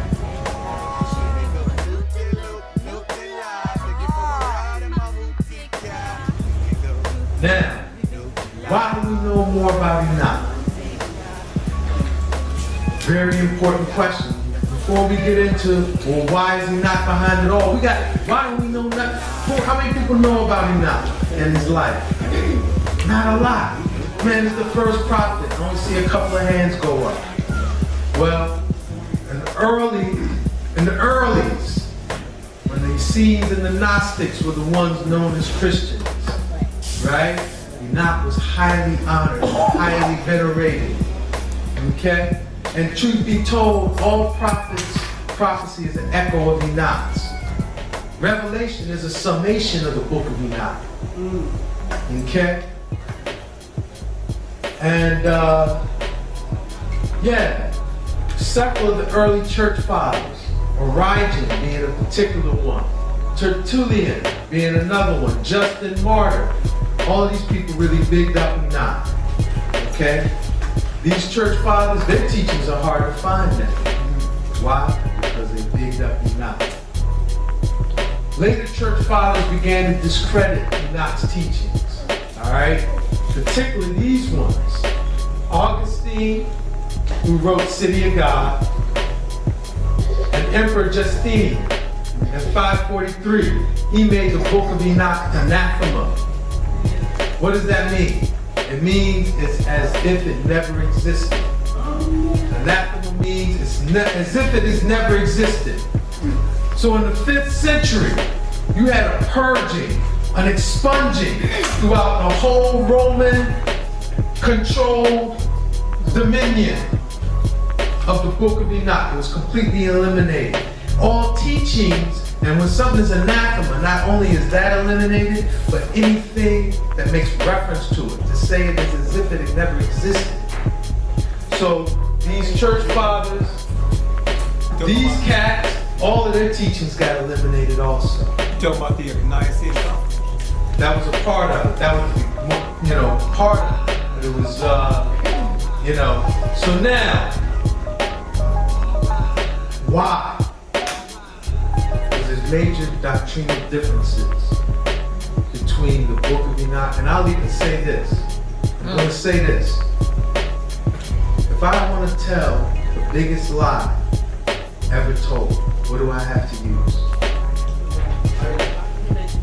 The biggest what? The biggest truth. If I'm going to tell the biggest lie, if I'm going to tell the biggest lie ever told, I got to use as a part of my life the biggest truth. So I hope I'm not stepping on no toes when I say this. Stomp! But the Bible is the biggest lie and the book of Enoch is the biggest truth. And it's these core doctrinal differences that make it so. Nature of man. In the book of Enoch, he says man is essentially good. Bible, we're essentially carnal and sinful, coming out of Adam and Eve. Nature of God and angels. Enoch teaches that God and the angels are corporal, meaning in flesh. Okay? Church teaches that they're incorporeal light emanation, some force way up in the sky. Henok, the root of evil, is fallen angels that's corrupted humanity. The church would say the root of evil is our carnal nature. Communion. Enoch says that we can have a direct and personal relationship with the Most High through the intercession of the angels. The church teaches that we can't can't have a personal direct relationship, and that we need intercession by a priest and ultimately the Pope, whose title is the Pontiff, which means the bridge. So he is the bridge, Pontificus Maximus, the supreme bridge between you and the Creator. Judgment. Judgment. Henok says a harsh judgment is due these fallen angels. Church teaches a harsh judgment is due sinful humans. Another movie to decode. I'm here. Hold your thoughts, Brendan. Another movie to decode is This Is the End. I went and saw that, and this idea of the harsh judgment, the rapture, the apocalypse, all these things we talk about, how this thing is going to go down. Yeah, they want to make us fearful of it. And Revelations, if the dog that piss against the wall of Babylon can't escape the judgment, how are we as humans living in Babylon, how we want to escape? So that's where the biggest lie comes in. You know, in Genesis, where they tell us we're born to sin, in Revelations, when they say we should be scared of this judgment. But the truth is in there. Just twisted in them. Why? Because ultimately, it's not whether you know the biggest truth or not, it's how you feel about it. That's what I'm talking about, these productive emotions. It's not important whether you know the biggest truth or not. What is important is, how do you feel about it? Right. Are you scared? Do you feel that you don't deserve, that you deserve your judgment? Right. This, you understand? That's why we gotta have these productive emotions. Wisdom and knowledge. Henok teaches that wisdom and knowledge is a saving grace. That's why he's the first prophet. He brings these teachings to be a saving grace to humanity. Bible tells us it was our quest for the knowledge of good and evil that caused us to be expelled out of the garden. Correct? Alright, so now, I mentioned the book of Henok was anathema. It was as if it never existed within the Roman world.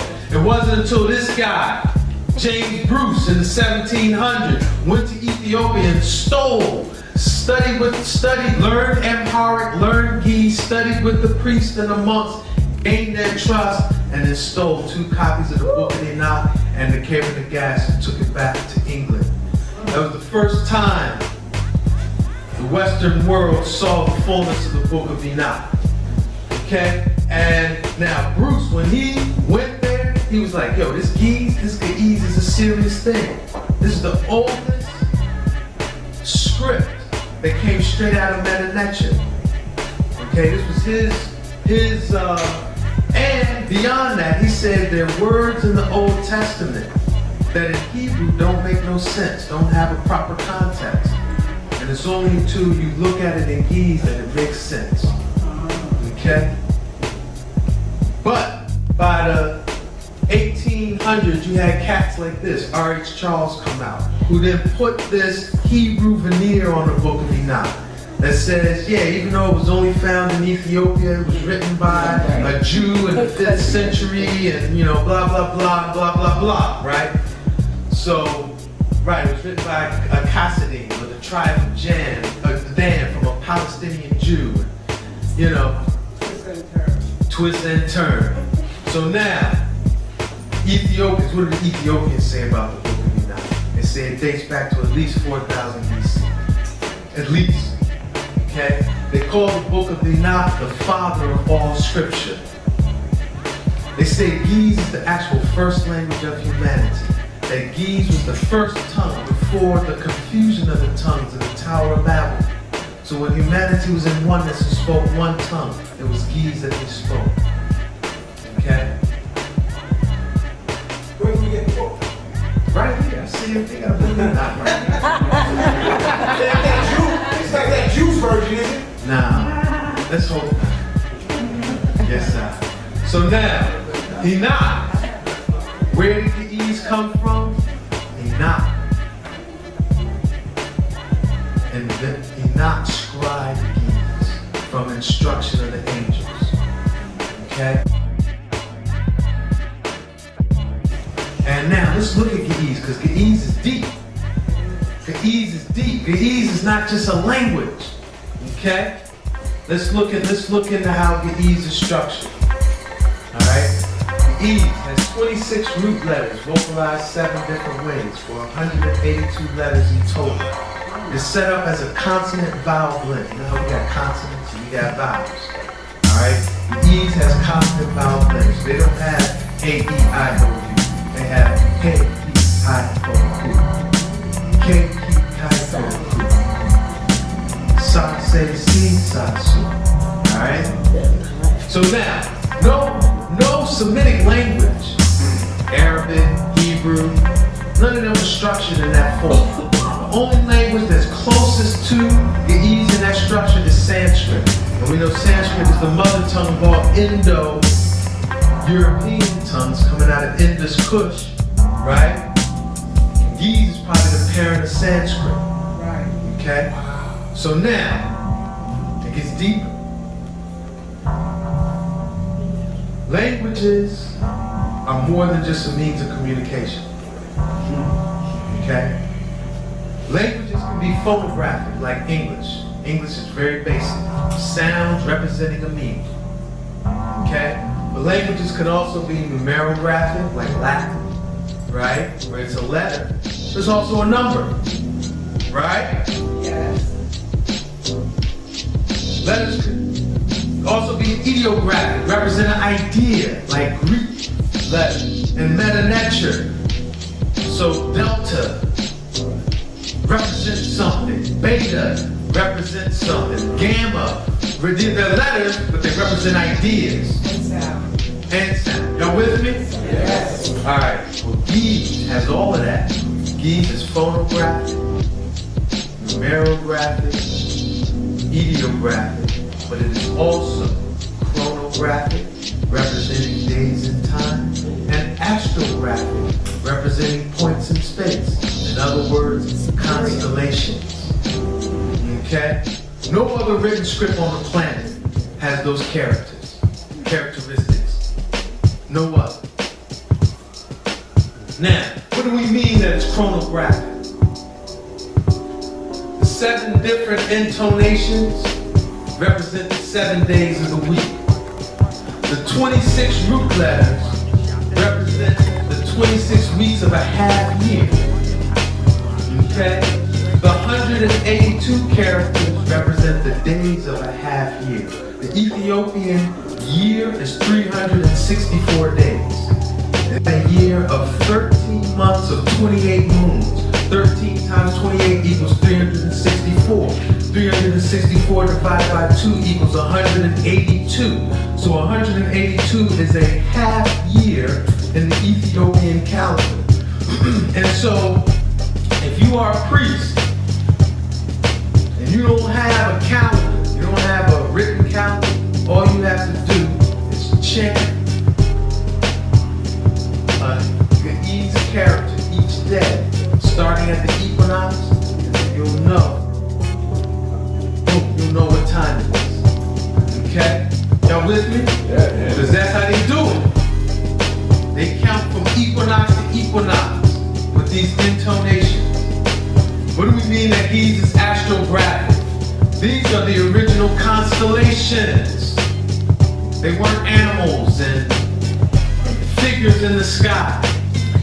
They were these letters that were revealed to Henok by the angels.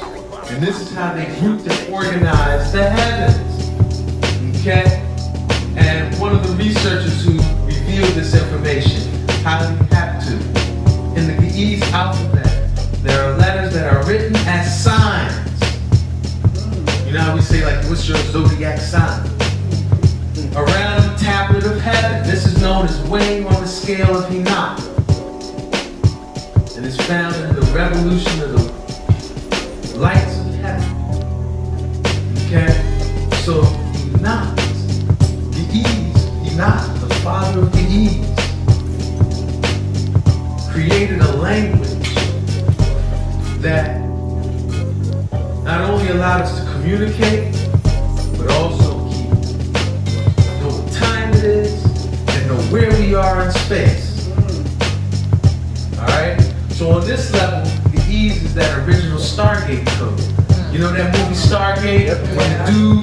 figured out the symbols and was able to unlock the Stargate. He realized, oh, these symbols that are on the Stargate are coordinates in the heavens. And once he figured that out, he was able to bloop, bloop, bloop, and the Stargate opened up. Well, it uses the original Stargate code because it is those symbols that, if you know, organize the heavens. Okay? So that gives a whole new vision. Remember we saw the orbs, right? Yeah. Making these formations over New York City. Yes. Gives us a whole new understanding of that. The orbs wrote Allah Muhammad. Y'all saw that? This is where the roots of these things is coming from. Okay? So now let's continue looking at this guy Enoch. We talked about his earthly movements. But what's important about Enoch? Enoch didn't just stay on earth. Enoch traversed all the heavens. Okay? And so it's recorded in Genesis that he walked with God. And that he was no more because God took him away. So what did that mean? He didn't die a normal death. Alright? And in actuality, Enoch or Henok was transfigured. Okay? He was transfigured, which means, to transfigure means when it's time for you to go up to the heavens, you go in spirit and in flesh. Enoch went to heaven in spirit and in flesh. He was the first one. And in that light, Enoch is like the first Messiah, that first Heso Esot-Eric, that one that comes with some teachings. And when it's time for him to leave, he leaves in spirit and in flesh. Enoch is that very first one. And as a matter of fact, I think Heso Esot-Eric was Enoch's return. We knew Herod was waiting for someone to come. Prophecy had told him, the Son of Man is returning. So he was like, kill all the firstborn. Right? And so who was coming back? Who was returning? It was Enoch. Okay? When Enoch got to the seventh heaven, tradition tells us he became the archangel Metatron. Meta meaning beyond, Tron meaning power. He was beyond all power. Megatron. In heaven, Metatron is fully heaven, fully human and fully divine. Outside the solar system? Okay? The only being in the seventh heaven that has free will. The seraphim, the cherubim, they're like water, they like fire. They gotta obey natural law. Right. Metatron, the one angel, the one being in the seventh heaven, who has free will. Okay? So, tradition tells us that Metatron functions as the Word, that he's the heavenly scribe. You know, we see images of Jehuti, you know. Metatron also has as a title the mini Yahovah, the mini Yahweh, the Yahweh in microcosmic scale. Okay? And he is the awareness in the seventh heaven that intercedes on the behalf of humanity. This is what tradition says. Okay? So now, based on what we've been researching, the Star Nations told us, we like y'all, but where y'all got carbon, we got silver, right? My meditation tells me that transfiguration I am transmitting from of Earth. Henok and the Metatron involved in manipulating his DNA such that he became fully carbon and fully Intuition, silicon. maybe blind luck, maybe sky. Okay? That's what the transfiguration of Henok meant. That silica was made a part of his being. So he was still human, he was like us, carbon, he could relate to us, right? But him had that light dimension too. Are y'all with me? Yeah. All right, just hold your thought, brother, because I want to keep it going. Let it go. Yeah, we're going to keep it going. Okay, just hold your thought, right? We're going to reason. Let me get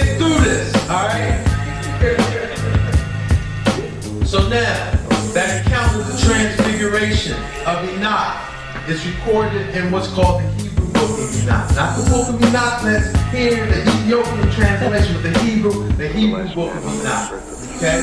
And they say, right, he was brought up to heaven with the heavenly host, the Shekinah, the feminine presence of God, you know. And when they started bringing him up to the seventh heaven, it said the seraphim, cherubim, and Ophan smelled him from 365,000 parasangs away. How can I communicate with you, word? And they were vexed. He said, why is the Son of Man born of a woman? You want to bring me on after this record? Meaning a carbon-based human with free will? What?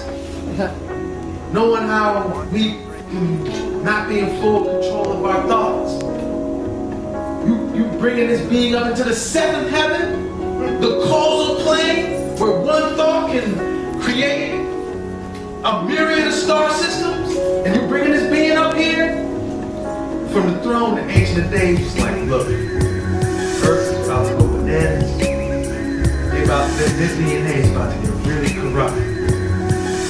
And this dude, he's a pure being, he's a righteous soul. And I had to take the Shekinah out of there because it's about to get buck wild down there. And Enoch is of such a pure spirit, he deserves to come up here. He deserves to be with the Shekinah. So y'all gonna have to chill with all of that. So the seraphim, cherubim, and the Ophanim, they had to obey. And Enoch was able to enter the seventh heaven. Once he got there, he received 300 million portals were opened there. All the mysteries of creation were revealed. Though no mystery was left unrevealed to Enoch. He received 5,360 blessings. He was given 72 wings, 36 on each side, and 365 eyes. He was given a throne at the door of the seventh hall in the seventh heaven. Okay? Once he was there, he was made ruler of all angelic beings. So he is in charge of the seraphim, the cherubim, and the Ophanim. He was given a garment of glory, a crown of glory, and he was actually set ablaze.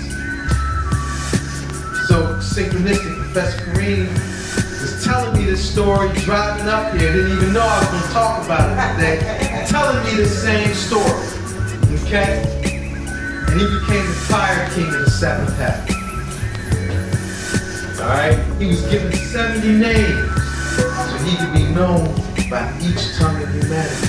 That's what I said, this man is known by many names, by many people. Don't get hung up on the idea of just him being Enoch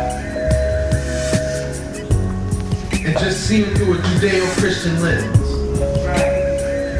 Now, he was known by the 70 names, but the Most High, what the Most High called Enoch, then when you go down to Jamaica, them say, yes, me youths. Yes, my youths. Yo, the Most High's name for Enoch was my youth. Really? It was my youth. Because he is the Son of Man. Yes, I. So now, I mentioned this, that transfiguration, Enoch, they tapped his DNA, brought out a third strand, integrated that silicon into his being. That's how a human named Henok became the angel we know as Metatron. Now, Metatron's cube. Metatron's cube is what in terms of sacred geometry? It is. It's the foundation of all sacred geometry. Metatron's cube is the foundation of all sacred geometry. What is the primary language of the Ophanim? Sound. Start with the crop circles. Sacred geometry. Why the most important crop circle and the second most important crop circle, why they're so important, is because these were the first two crop circles that weren't in sacred geometry. They were in a language more human-like. You know, a disk with binary code that can translate into English. A a crop circle of a pixelated image and an image of lines of resolution. These were unique to all crop circle formations before and since. Most crop circles are sacred geometry. And Metatron's cube is the foundation of sacred geometry. Sacred geometry is the language of the ophonym.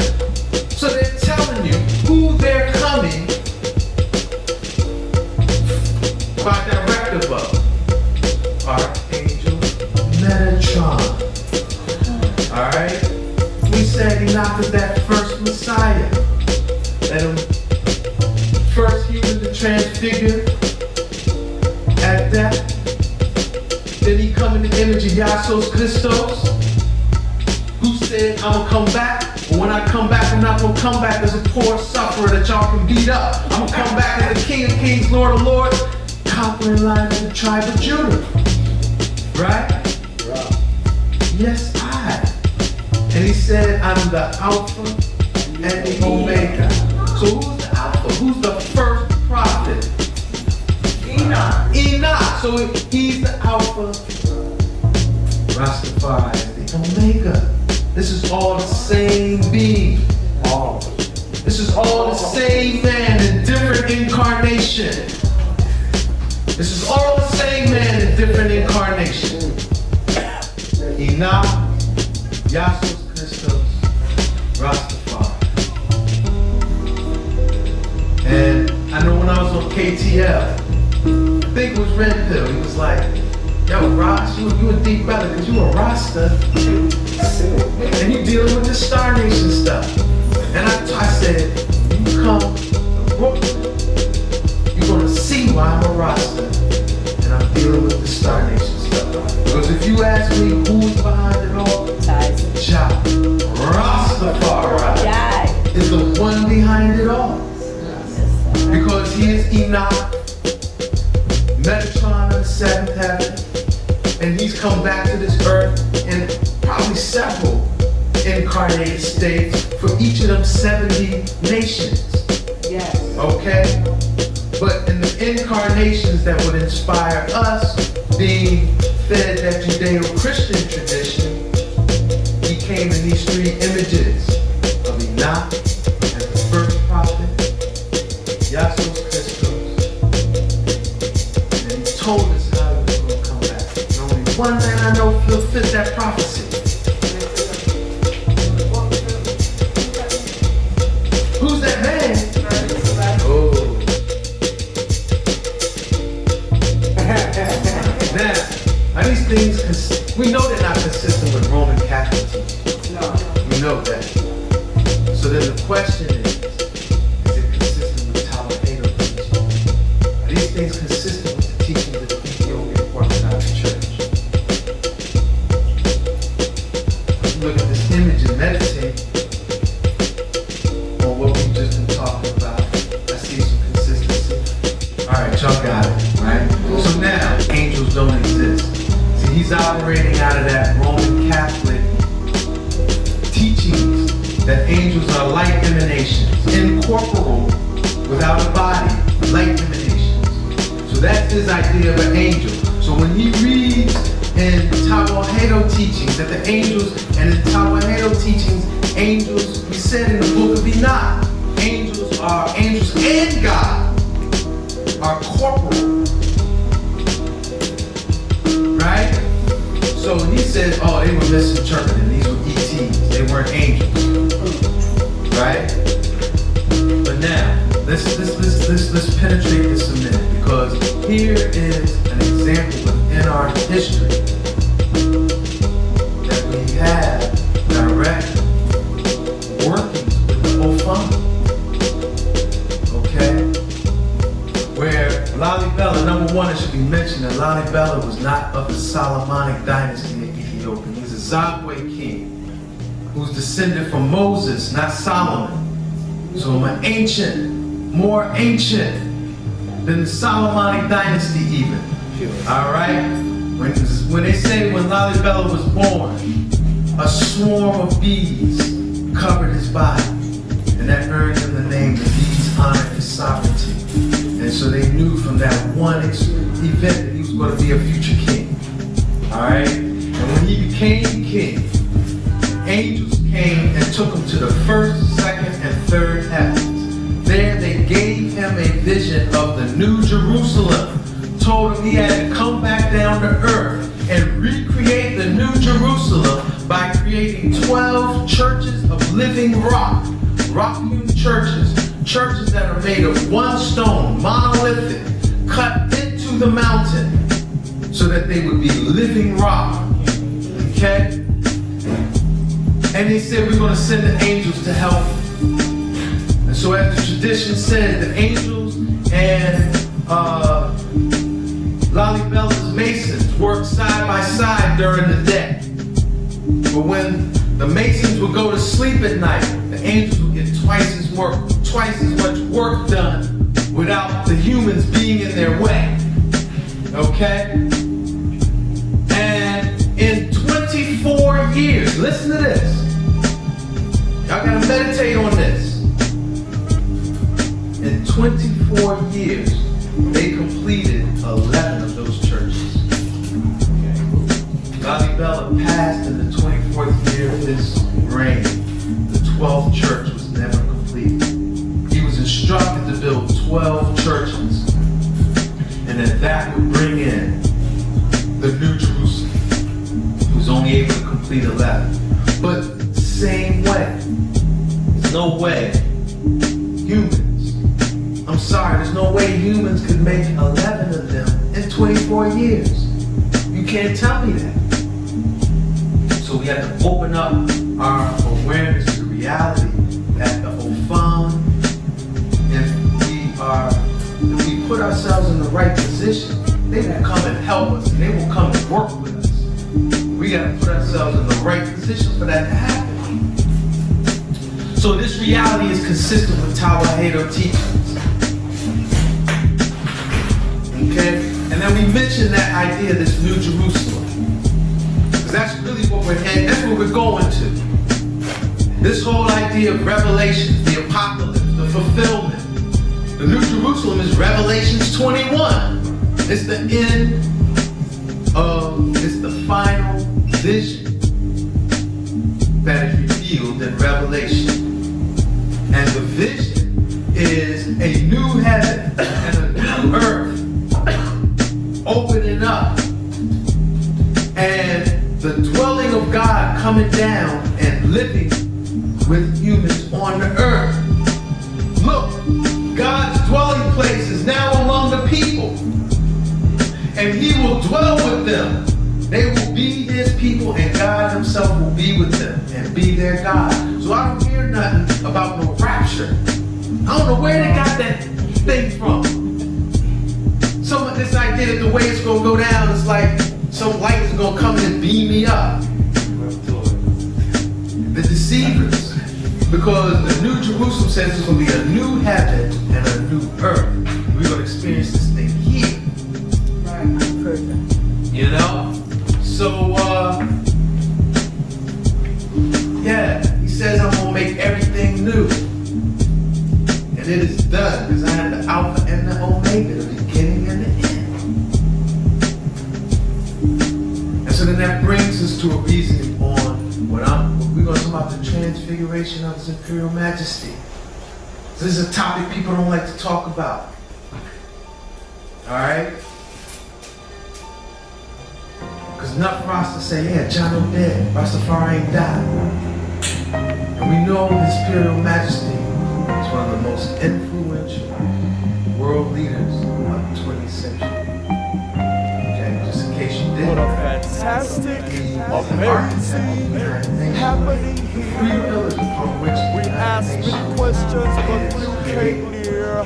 It was something out of this security. And it escapes you right in this moment. That's bad. But His Imperial Majesty is the architect. Okay? And you're going to tell me the most important historical figure of the 20th century doesn't get a funeral. Okay? So now the tradition that I've heard is that Mengistu was, orchestrating the coup. And because of the respect and honor that His Majesty had earned, they said, we're going to give you one final wish. We're going to give you one final wish before we take you out, brother. And his one final wish was to be escorted by his high priest to the Holy of Holies in St. Mary Chapel to pray. And let him go in the Holy of Holies. One day later, when they didn't come out, the military did a major violation and went into the Holy of Holies. It was one door in, one door out. It was guarded the whole time it was in there. When they went in there, His Majesty nor the High Priest were there. Where'd they go? I think they was transfigured. I think they was transfigured. You ask Ross Ben, I'm gonna say he was transfigured. All right? I'm gonna say he was transfigured. And so that opens for me, right? Because this thing could go down many ways. And who knows how it's gonna go down? I don't know how it's gonna go down. That's why I tell you, I hope this is gonna inspire y'all to do your own research. Because we gotta build. Because I'm open to hear more. But this vision right here, this is the vision that I'm anticipating. This is the vision I'm anticipating. And we have to put ourselves in a position. Right now, we helpless right now. Because if this vision manifests, we straight. So you said, some story I heard that they stuck his body underneath the throne. All that is BS? How are you going to, again, the most important historical figure of the 20th century, that's how you're going to treat his body? I don't know, brother. I've heard that, and subsequently, right? So he disappeared in 74, 89, and early 90s. Between that time, they had 3 different funerals and burials for him. Why you gotta bury a man 3 times? Yeah. So, do I know for sure? No, I don't. I don't know. But I'm gonna be bold and put this out there and let time tell, and hope it be an inspiration for y'all to do more of this research, inform more people, and let's discern how this thing is really gonna go down. So I'm ready to close. I'm ready to close. I was just giving you a signal. Okay, yes, sir. I'm gonna close with what do we have to do? I said we gotta put ourselves in this position, that position to see this vision. What is that we have to do? I think the teachings of His Majesty is a barometer for what we have to do. And that He shared with all of humanity what we have to do to defeat the deceivers of the nations. And He gave that speech at the United Nations. And it's been known historically as the final judgment upon the world. Y'all ain't studied His Majesty? I hope tonight inspires you just as much as you study the Star Nation. Y'all study His Majesty. If you don't know this speech, if you don't know that this man gave a speech that's known historically as the final judgment upon the world, then you should know that. Let us read this speech to close this thing out. The great nations of the world would do well to remember that in the modern age, even their own fates are not wholly in their hands. Peace demands the united effort of us all. Who can foresee what spark might ignite the fuse? It is not only the small and the weak who must scrupulously observe the obligations of the United Nations and to one another. The stakes are identical for every one of us, life or death. We all wish to live. We all seek a world in which men are freed of the burdens of ignorance, poverty, hunger, and disease. We shall all be hard-pressed to escape the deadly rain of nuclear fallout should catastrophe overtake us. This, then, is our ultimate challenge. Where are we to look for our survival or the answers to questions which have never been posed? We must first look to Almighty God, who has raised man above the animals and endowed him with intelligence and reason. We must put our faith in him, that we will not desert us or permit us to destroy humanity, which he created in his image. And we must look into ourselves, into the depths of our souls. We must become something we have never been, and for which our education and experience and environment have ill prepared us. We must become bigger than we have ever been, more courageous, greater in spirit, larger in outlook. We must become members of a new race, overcoming petty prejudice, owing our ultimate allegiance not to nations, but to our fellow men within the human community. Yes, give thanks and praise.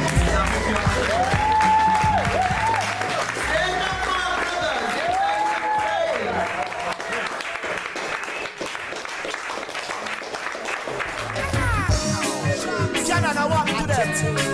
It's like they don't know something that evil if they must get burned. Maybe you can learn. In the clouds of fire, fire. I listen, I see, I fire, fire. Want them in the clouds of fire, fire. Fire that feel fun to go wire.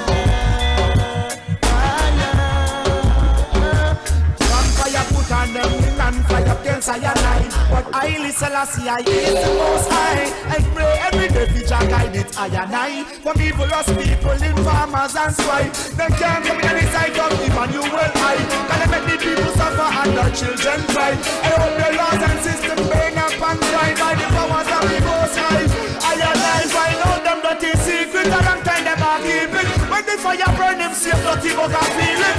I know Rastafari now go easy. I have become a so we go squeeze it. Clouds of fire, fire. I listen, I see, I fire, fire. Clouds of fire.